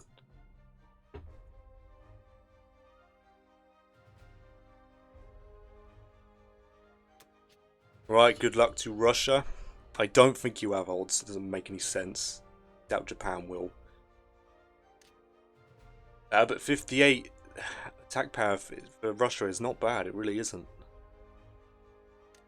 Maintaining, that's another 7 more infantry for Russia. Alright, well that's the end of Russia round 5. Back for UK round 5. Right, UK round 5. 10 more infantry, 1 more tank. Pretty solid buy, there's not really much I can do. I don't think Germany's going to crack anytime soon. 9 infantry, 1 tank to Germany, and then 1 infantry to Karelia. Took Belarus, Belgian, Congo via tank blitz. Bombed Norway for 4. Took South Africa, Rhodesia, and Italian East Africa for 3. Took West Russia, no units lost. So a very solid round from the Germans. He's going to transition to a defensive posturing here with the Germans and hold all 3 victory points nice and securely. And I would not be surprised if he is going to put pressure on the point cap, because he's in prime position to go take Hawaii now. And then Japan simply has to put more pressure on India, and then that'll be the end of the UK reinforcements going into Moscow. Towards Moscow, I should say.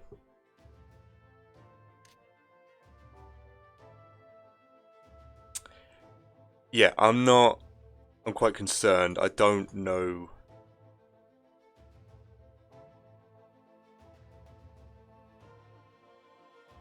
Yeah, this is a less than ideal positioning for the Allies here. The only thing I can really go for is a restacking of West Russia. That's the only way I can move forward as the Allies, because I've got to backtrack here, obliterate it with a strafe. Yeah, he's got to kill around one strafe on this, so I have to back off. Yeah, there's a lot of little factors going on here. This bomber being here, so I have to protect 10 at all costs. I've got to protect 23 whenever I reinforce Africa. It's very, very bad for the Allies here. I'm not sure how I'm going to crack Germany. Another thing, he's setting up a pretty solid supply lines with the Japanese. He can send 5 fighters, 1 bomber, put immense pressure on my fleet. I mean, he's currently ahead on attack points. I would probably take the lead on UK's turn. But I think the positioning wise, it's Axis favoured. I'm actually starting to regret denying him the Caucasus. I think that's what he was going for, is a Caucasus stack, because he had 7 fighters available. Roughly 7 fighters available. If I had just given it up, or maybe given him a slightly more favourable battle, where he breaks even and doesn't lose like 30 IPC, he might have taken it. If I had left him this opportunity to take this, it could jeopardize India, of course, but the door would be open for me. He shut the door pretty hard, and there's no way I can break through that, especially with more Japanese fighters. There's a lot of combinations here that are just not Allies favoured at all. Russia won't fall anytime soon, so that's the only thing I got going right now. That Russia will most likely not fall, as long as I play my Russia solid as I have been. It's just the point cap for it is getting here.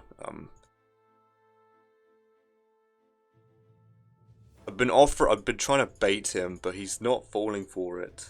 The only one he's taken is the Season 8 battle. And I can't help if he gets a top 9 to 8% result. I was really banking on him losing his air force. And in fact, he's break even. He's got 5 fighters again. So I've done nothing. I've put all this effort for the past 5 rounds. Try and pick at his fighters. And all for nothing. If you think about it. There was many opportunities. The destroyer there. I've just been getting unlucky. It's that simple. It's actually quite significant, because he wouldn't be able to zone off all these territories, so I could do quicker trades with the UK, get more money, maybe even step into Season 5. If he had taken heavier losses, then it would have justified me losing all that material with the UK. The UK's behind. The UK only has a cruiser and aircraft carrier to its name for its navy. I can't really justify increasing it. I have to increase the UK's land infantry output. Form a Norway stack. So it's all I've got going for me. I can't justify hitting France because the UK and US do not have any artillery power or air force to really take away this material from him. The only success the Allies have had is taking France and taking that one battle where the US got a pretty good result. Didn't lose a single fighter. Only managed to take 1 fighter away from him. Yeah, he's just not cracking. Normally by now Germany would be backed off. Yeah, it's a pretty solid start for the Germans. I don't know. This is quite annoying because that's 6 more planes threatening 3. I think I can handle it. I'd have to buy US ships, which I don't really want to, but I'm going to have to, I think. And he pulled off the max roll for a Norway bomb, which is it's just perfect, really, for the Germans. I'd be very relaxed in this position as Germany, full control, the board pretty much. All right, that's enough complaining. Let's get on with the turn. Also, he failed Burma, so that does help a lot. Him failing Burma has taken away 3 of his fighters in the engagement of India, so I can take more units out and send more to West Russia, right? We get 5 infantry, 1 artillery, 1 tank, 1 transport. UK is so broke, it's unbelievable. Yeah, 25 income, so at best I'd be able to pay for 9 infantry. I can't even afford that. That's the funny thing. I'll have to cheap out in the United Kingdom for a turn, which is fine. I do have a small surplus. Yeah, this is not going very well.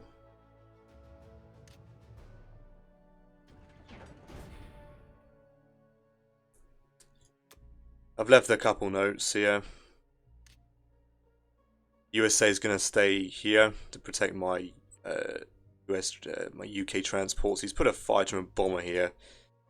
I don't really like his odds on a battleship fighter bomber, so I mean, what are they really? What are his odds? If it's like a 40% in his favor, I might offer that to him.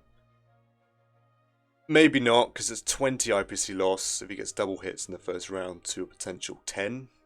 So it is a positive for the Axis. I can't allow that. I have to put a destroyer there. And the US bomber needs to go in the Caucasus. So I'm gonna push the USA forward pretty hard. Infantry tank here. He can counter with this stuff and this bomber. So I need to put the US bomber here to zone off all of these zones from this bomber's landing, and I'll just pick off the bomber if he does it. We'll see if he notices it. 1, 2, 3, 4, 5, 6, 6 or 6. This bomber, it's here, goes 1, 2, 3, 4, 5, 6, 4, 5, 6, 4, 5, 6. So I can always land here. He can only land here. And I pick off a free bomber pretty much. Unless he strafes it. That's an interesting strafe. It could work, and then he can land the bomber and protect it. That would be his best play. Yeah. Not really much to go off of here. So the UK, if I want a decent chance of moving forward here, the UK has to take West Russia. If he gets double hit back, then it shuts down the Allies' opportunity to move forward.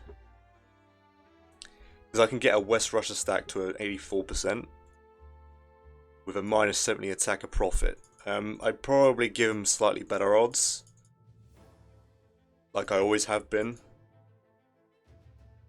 I have to be careful though, because I would have to make the decision and then back off accordingly, or stay put with the US stack.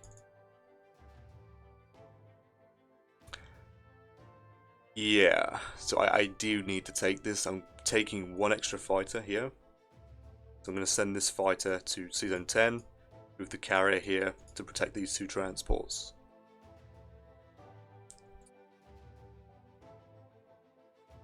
That is it. I don't need to put a unit here.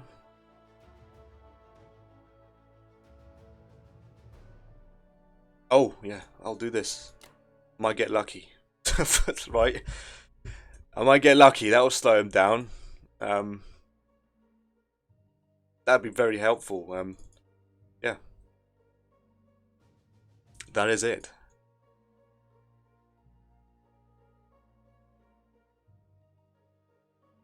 Oh, I do actually have a surplus of units. I forgot these guys were still here. So it's actually not over. It's not over actually. 25 income isn't that bad. I do have a surplus. That's actually not too bad.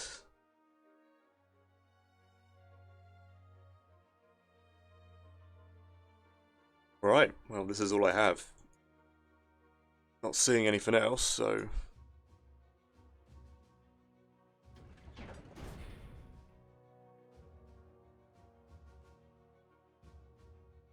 Yeah, at least kill the infantry. So Russia could just at least take it for free. But ideally I do want the UK to conquer it, so the UK gets some money. And it allows me to stack with the Allies if I want to, if I can. It depends on what Japan does.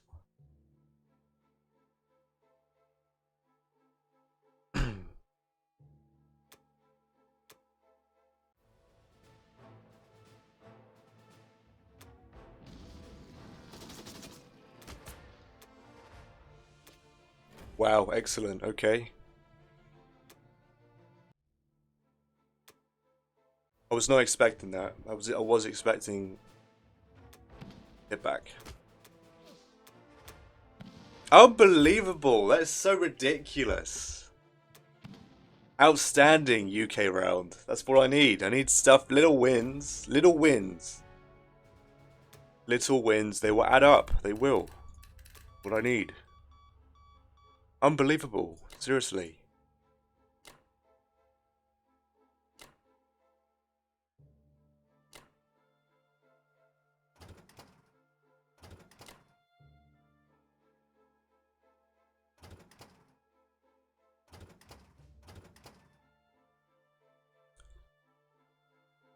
Now, what is the plan? So West Russia stack is on. It depends on what Japan does. I think the Russians can still expend some material to get rid of Kazakh. I might actually leave it for the UK to deal with. It sucks because the Russians get no money, but I might have to just to deal with Archangel. I think Japan will take Archangel and Vologda.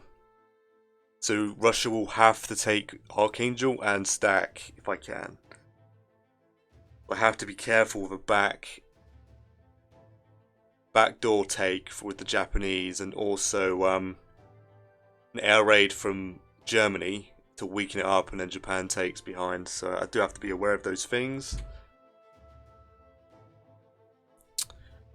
Alright, this should be it. I've changed my doctrine to sack AC bombers before fighters, specifically for the India battle and Sea Zone 10. Because he has a bomber on the target. It's a... If he goes for it, it's a profit for him. It's a 2 IPC profit. But the fighter is more important to me. I use and abuse my UK. I am happy to spend 14 IPC of my total 28 off my income if I desperately need defense for any of these tiles. The USA is going to have to do the heavy lifting on defending the transports here. I can't really do much else. Excellent from the UK. Now, to start deciding this, I think I'm moving 2 infantry, 1 artillery. And I'm moving 2 tanks forward to threaten a Szechuan attack. I can't really justify sending any more units out, because then he gets pretty good odds. Where is India? Yeah, I will have to calculate India every round, and I will have to calculate. It's too important not to calculate. India and Russia. Too vital. I have to. I can get away with not doing this. It's even a 1-2 will struggle with this fleet. It's not a joke. The UK will probably most likely just stay at 3 transports because I cannot afford 4 and still keep India upkeeped, right? Yeah. Yeah, that 28 does help a lot. So I think India, AA gun, 4 infantry, 2 tanks, 1 artillery, 3 fighters, 1 bomber. Bombers die before the tank. 73.9%, 24% for Japan to conquer. If he pulls off the 24% and also takes Hawaii, it's GG and fair play, seriously. If you can pull that off, You just, I'm being serious. That's an outstanding move. 24%. So, but I have to take risks. I gotta, if I want to get back in the game, if I can bait him,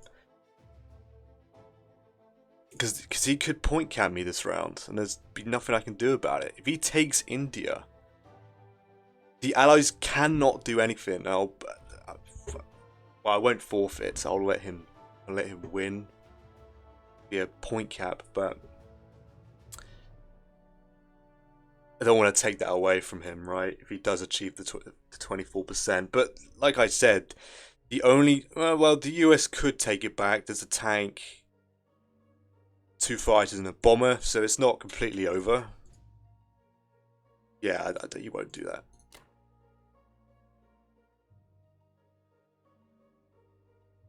That was a mistake, by the way. He forgot to move his destroyer to block me. I'll take freebies, of course. I'm behind. I need him to make mistakes at the end of the day. Yeah, anyway, enough yapping, that should be it. I think I should save the US more often, and normally I just sacrifice them at the very on round 3 when Japan approaches, but saving them has done a lot for me. Yeah, if he pulls off a 24% India take, fair enough, it is GG. There's nothing I can do. Unless the US takes it back. But even if the US takes it back, that's still a pretty big win for the Axis. Because that's a lot of UK material lost, and the UK doesn't have much anyway. Yeah.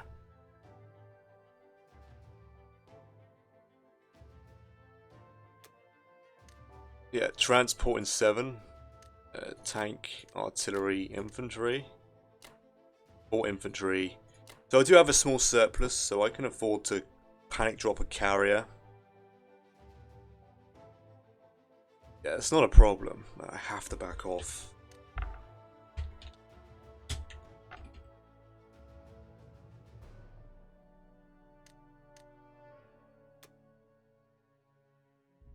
Unless I specifically stack West Russia and sacrifice US units. I don't like that. Yeah, that's unbelievable that I pulled that off. It really is. Outstanding. I don't even, it's probably like a 25%. And taking this with no losses is awesome. That's an extra. I expected the worst case, which is he gets an infantry hit if I do take it, but I have 1 extra infantry, which will help a lot.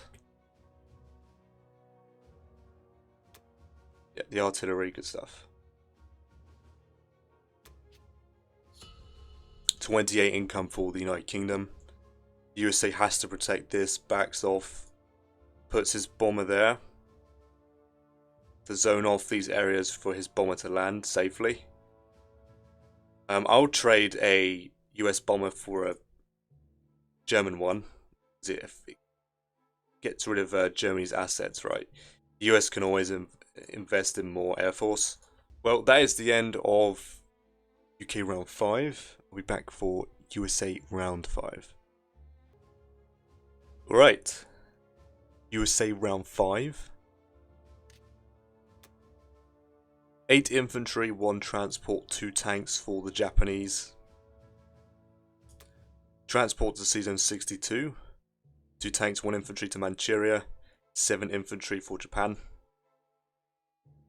Looks like he's going to start increasing his tank core here, so we can get some decent stacking power into Kazakh. Or Novo. I don't really know what the purpose of his move was here, but my Russia did get a pretty good strafe on it. So I think I handled that pretty well. He did save the tank though. Yeah, took Burma and New Zealand for free. Killed the sub in Sea Zone 62.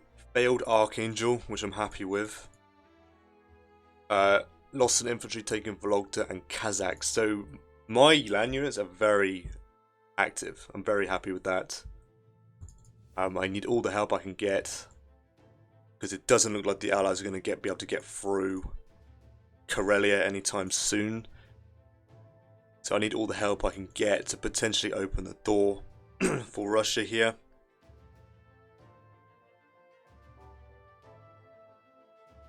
So apparently there's been a bug in the game in this section of the board here. Involving my submarine and this battleship. Apparently my submarine absorbed the battleship's movements. Obviously the carrier is now exposed to the sub attack. Now normally in a ranked game I'd go in for the kill hard here, because this is an obvious win. And from my understanding he would actually lose the fighter as well, because he's only just conquered New Zealand.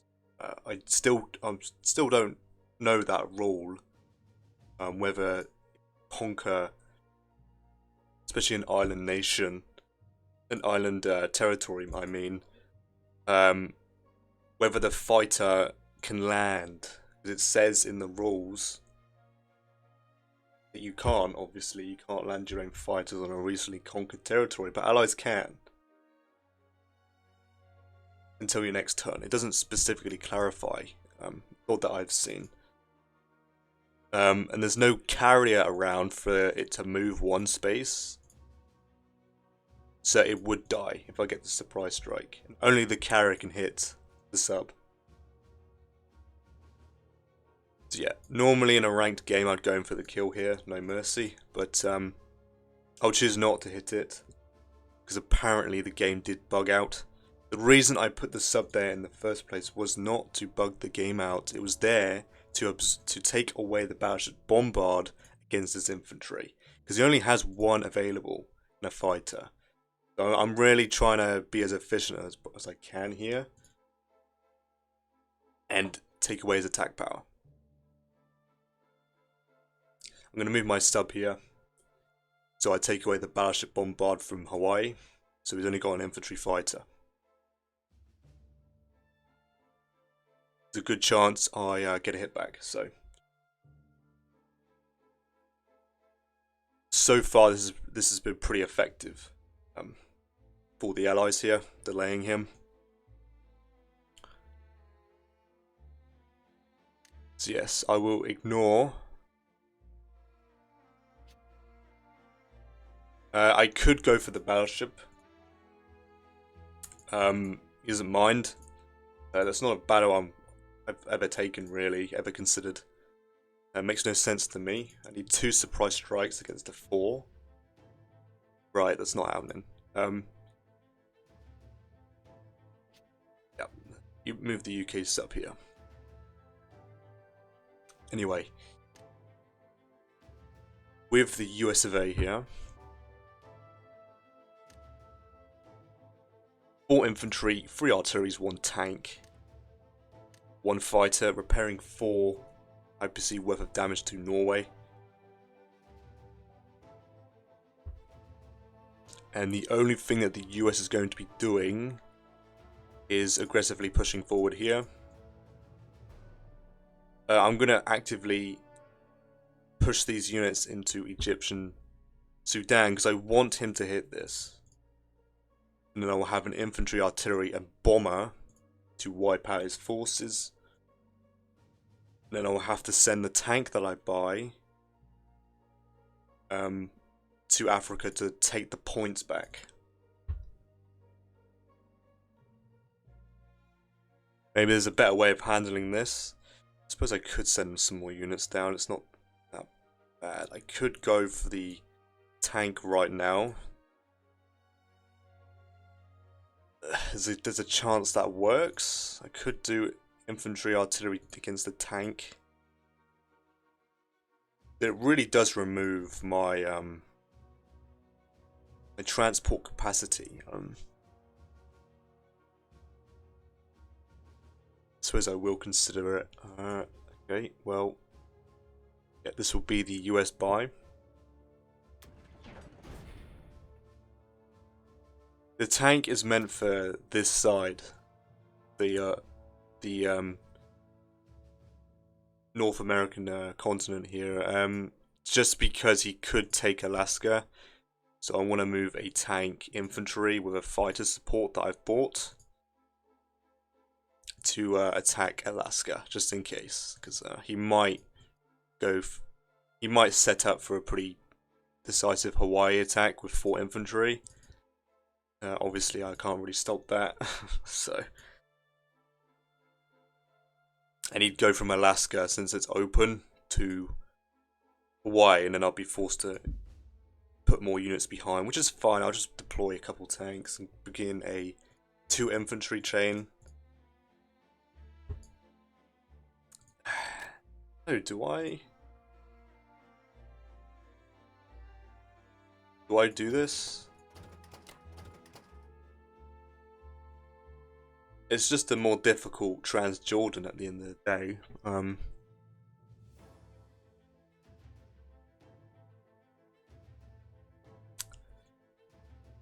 If I don't do it, it's slower. It is a lot slower.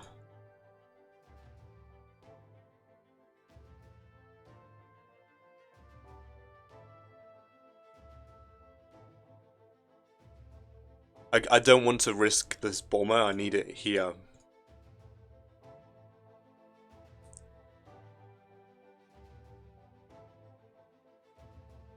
I suppose I could do it, infantry artillery, and then if I kill the tank, great, and then he'll do infantry artillery against infantry tank. He has even less odds. I just need this to sort out as soon as possible, so the UK can get its income back. That is 5 points at the end of the day. That'll be everything.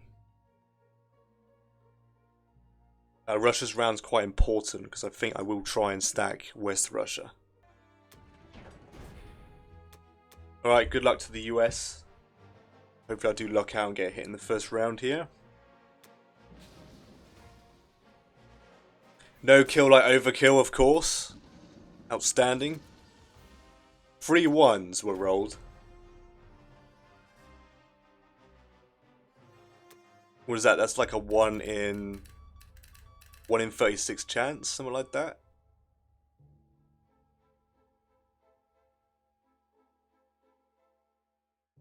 Been a while since I've done decent math.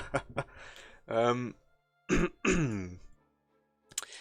well, I'll move the tank forward. I don't have to, though. I could play it slower. It's quite confrontational here. Infantry artillery versus infantry tank. I think the odds are slightly in my favour, but it's probably still a 50-50. Might be 45-55.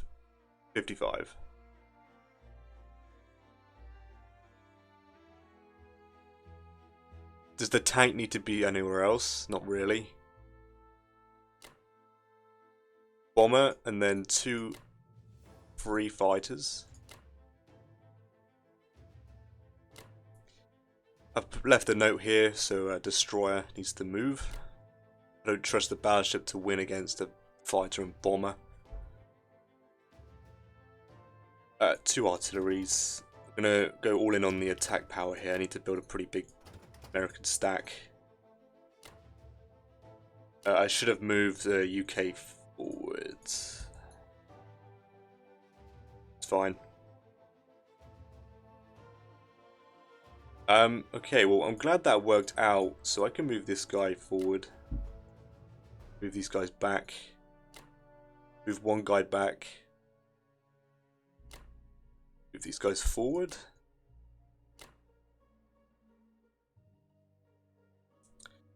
What is my doctrine?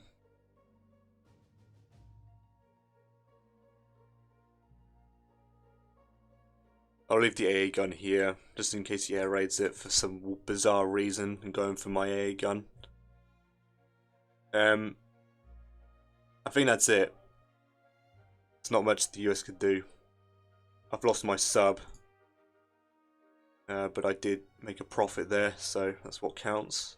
Transport check, this is very important. I should have 4 here, yep.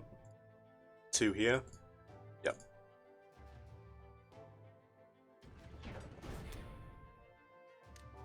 fighter, tank, 2 artilleries, 1 artillery, 4 infantry. Alright, the USA is slowly building up.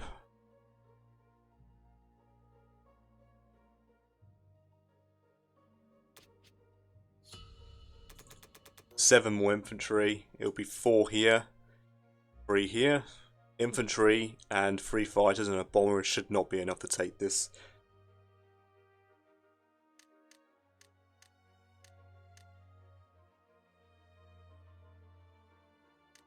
I would prefer to trade with Germany since it's a kill Germany game, but I have to make sure I get some more money back.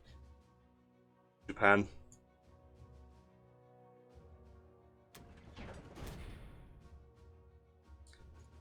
So 1, 1, 1. Fighter here and here. That should be it. I would do 2 infantry on this, but I need to defend this as hard as I can. I can't allow him to wipe my stack out when the allied stack is 1 whole turn behind. Like I said, he could go in hard. Even if he fails, he'll reclose the door and wipe out the majority of the Russian stack, and then Japan could possibly push forward. Since I'm doing this, the UK needs to move out en masse to ensure a dead zone. It's that simple.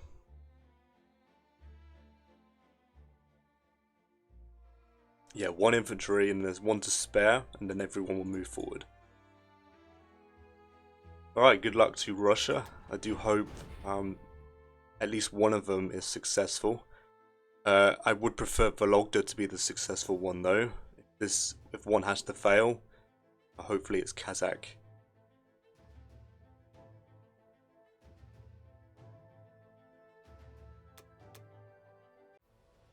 Good luck to the Russians here. It's quite unfortunate.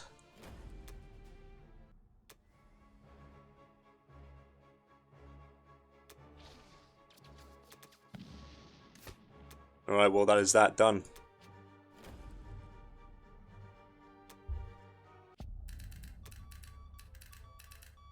Yeah, I kind of needed one of those to succeed because Russia only has 14 income.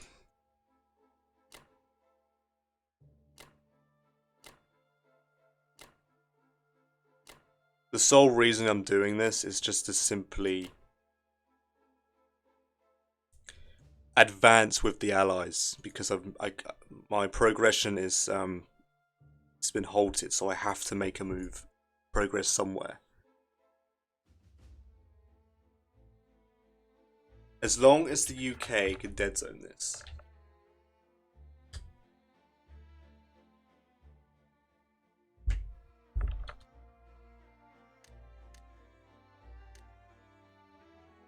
Does it even matter? Does he stack Novo again?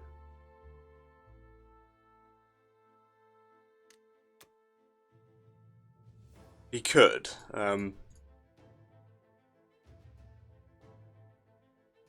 Which means these UK infantry will have to move into Russia itself, so I can attack Novo with the UK as well. Which means these tanks have to move forward. That's fine, I can do that. Yeah, I have to try and dead zone Novo as well.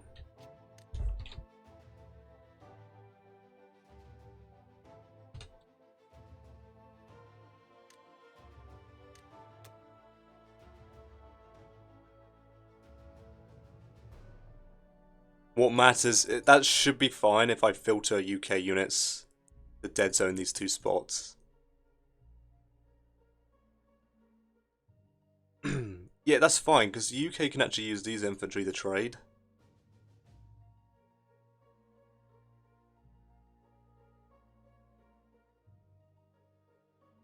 Alright, so I should have an AA gun,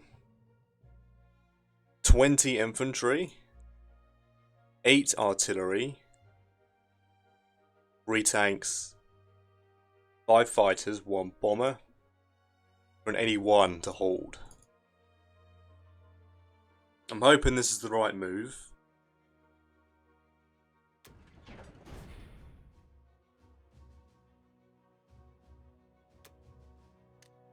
Yet Russia cannot effectively dead zone. It's just not going to happen. There isn't really a can opener that exists. This tank has to go through Kazakh to hit me. So the only Japanese unit bordering is Kazakh, which will be dying. So a can opener does not exist here. 20 infantry, 8, 3, 1, 5, 1, yep. 38 to his 37 attackers. Alright, well that is the end of Russia round 6.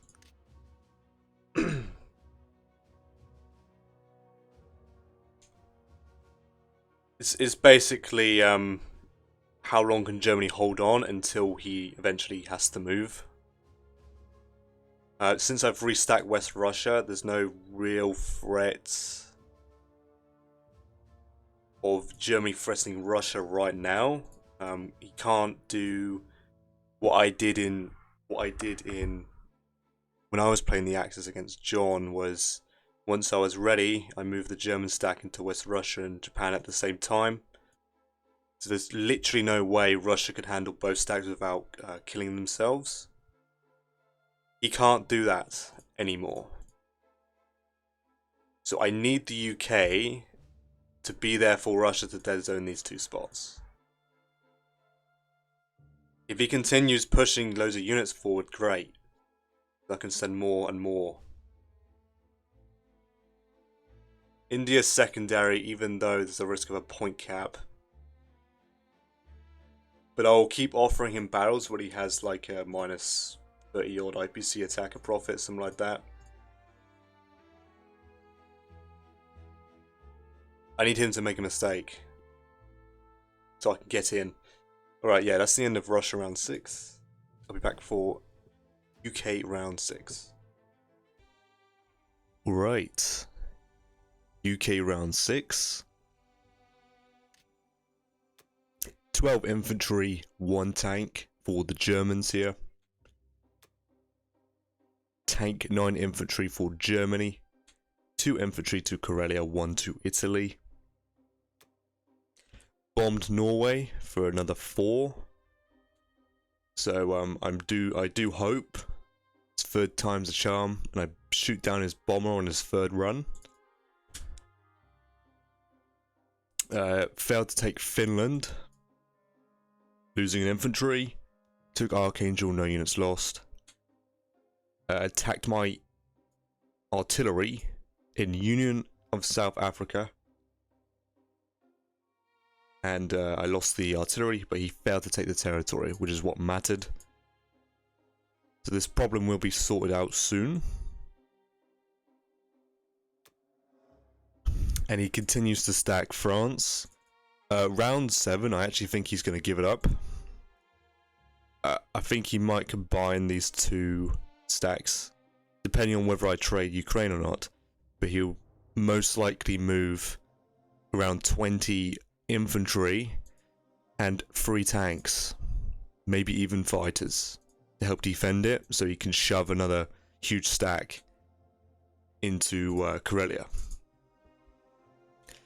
I hope he doesn't. I hope he stays put and continues to stack. If he does move, then it allows the UK to get its money back, which is fine, I guess. It also stops... It gives me the chance to stop him point capping me unless he restacks. But the Axis are in the driving seat right now. I'm trying to encourage him to make a mistake, but he's just not.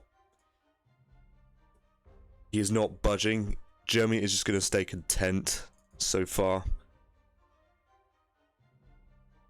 and wait for Japan. So, for this round here, 8 infantry, 1 artillery for the United Kingdom. Because I can't afford anything else.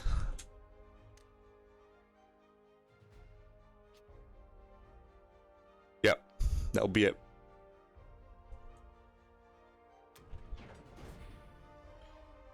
So for the UK here, I will attempt to trade Ukraine.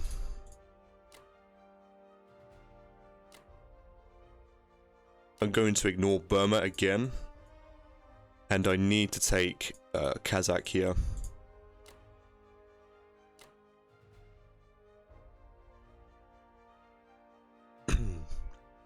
And that is it from the UK.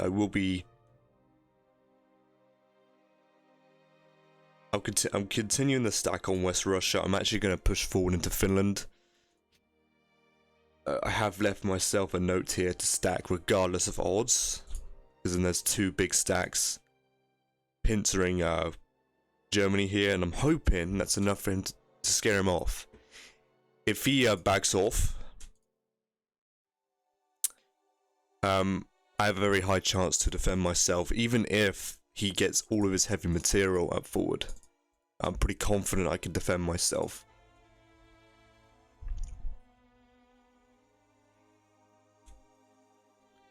I think this is everything. I would love to take this. I just can't. Oh, another thing. I would, in a ranked game, go for this. But I will show mercy because apparently this did bug. The battleship bugged. So I'm going to move my sub here. I could go for the battleship, but that seems a bit insane to me. So I'm just going to move the sub here so he doesn't get a bombard. There is a potential to slow him down by 1 round if he goes for Hawaii right now. I'm kind of hoping my guy gets a hit back. I need as much time as possible for the Allies to actually get ready.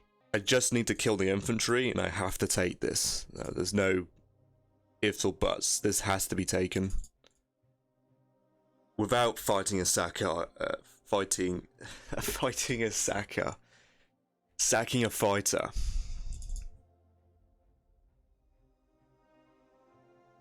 Alright. Good luck to the United Kingdom.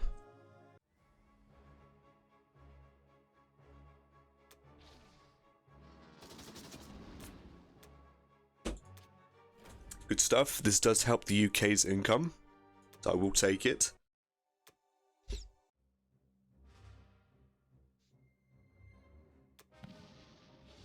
Standing, very nice. That was 4 1s in that round.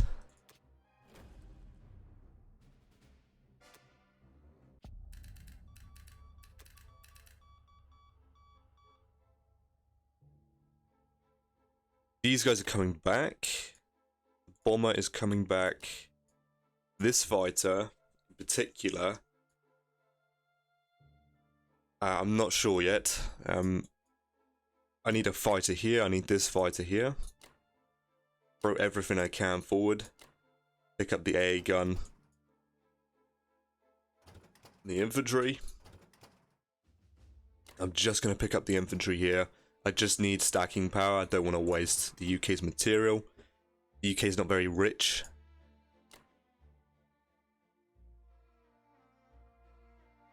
Now here is important. I'm going to move every UK I can into Moscow because I have the dead zone Nova as hard as I can.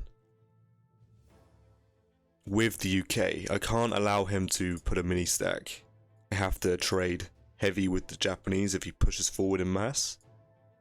He can get 4 infantry, 2 artilleries and a tank. If he insists on putting some German fighters, that would be very interesting. I suppose that is a move. But I'm probably going to full deploy Russia into Moscow. So I'll be double dead zoning it. I don't know. I guess I didn't think of that earlier. He could shove German fighters here.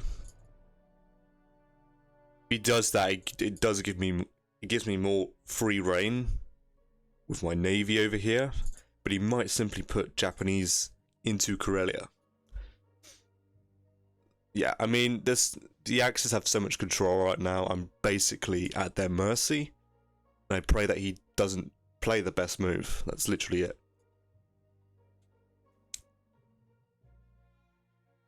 So this fighter, I either put it here or here. I think West Russia.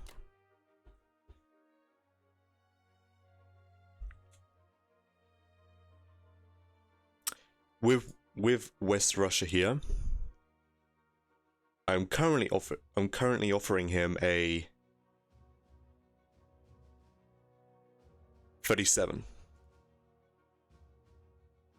as a base, and Finland, the Finland stack, I'm going to offer him a 37 to win. He has a decent 1-round strafe, but on average we both lose 12 land units total. Well, on average he loses 11 infantry, 1 fighter. On average I lose 10 infantry, 2 AA guns. If he wants to do a 1-round strafe.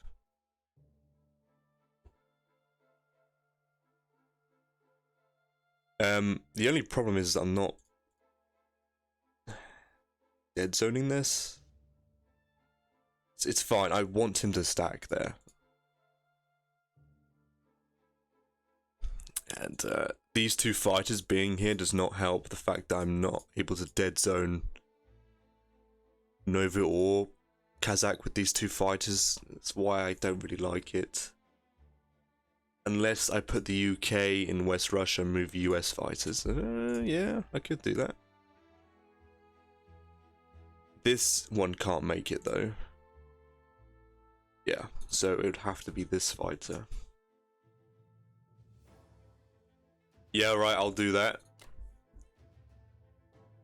So I'm going to move a US fighter across. I will recalculate on US's turn because the US does have a spare fighter. It can go anywhere. From here or here. So I have spare Russian units not included in the calculation.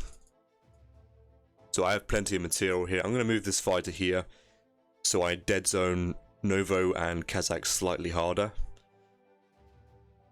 Now here, the India, I'm kind of forced to calculate this every turn because there's a point cap risk. There's a decent chance that Japan actually takes India and Hawaii on their turn, and that's the end of the game. Unfortunately, that's that's it, right? I can't do anything else. The US would just do nothing. I would have to YOLO the US into... But the only one I can really effectively hit hard enough is France, right? And he's just reinforced it harder, so that's not an option. So I'm going to offer him a 23% to conquer.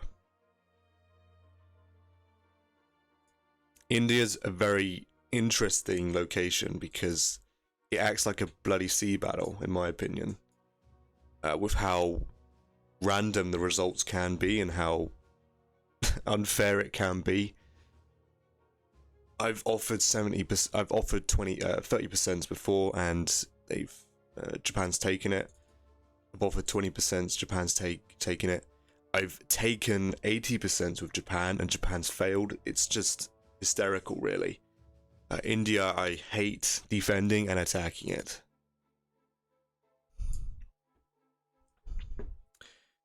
So with India, I am offering a 23%. I just need to adjust all my units. Alright, I think this is the configuration of units I'm happy with. All their moveset. I'm going to move the infantry here to Western. If he wants to take out the infantry now, he has to move all of his ships here away from Hawaii. or he'll just go for Hawaii now and then come back later for it. So I'm moving 3 tanks here because I have to dead zone Novo hard and keep Kazakh dead zoned hard. So, and 1 infantry. I'm going to leave an infantry artillery here to carry on dead zoning Kazakh. Don't want to move too much more because he could do a switch up and go for a point cap, and then I'm in trouble. But if that is the case, then I'll simply back off Russia, back off the Allies into Russia again, and send all my available fighters. Prepare some tanks to be sent down as well. I can bring these 3 tanks home to India, and I still have a buy. Unless, of course, he conquers it. He gets a 23% odd and conquers it. If he conquers it, it's the end of the game. GG, well played. There's nothing else I could have done except made it impossible for him to take. But I'm trying to get him to take a risk. It is pretty much dead even. So I'm trying to buy enough time so that the Allies get stronger and stronger here against Germany that he has to back off. I don't know. He can dead zone France, so I can't do a switch up if he gives it up. And he could simply do what I've already mentioned and just shove a bunch of infantry and its tanks and fighters to help defend. So the UK can't obliterate it, and then there you go. That's another 20 infantry and 3 tanks here.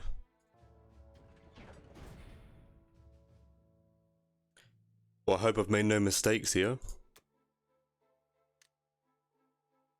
Artillery, 3 infantry, 5 infantry.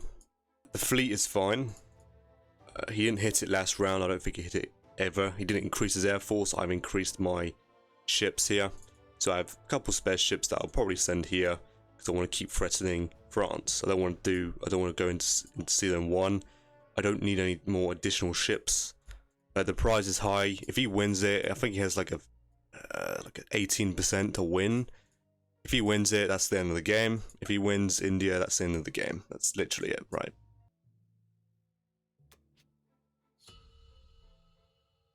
$30 income for the UK. The UK is finally making some money. Yeah, it's a very, very close game, like the last one. Yeah. So far, I've not been lucky with offering him favourable battles so far, so I will continue to offer him somewhat coin flip battles. Not on West Russia though, because the Germans could wipe it out, and then Russia has nothing, and then Japan simply just figures something out. I can't really abandon India because of the point cap, so I have to get access to one of these. So the game goes late game. That's literally it. Alright, that is the end of UK round 6. I'll be back for USA round 6.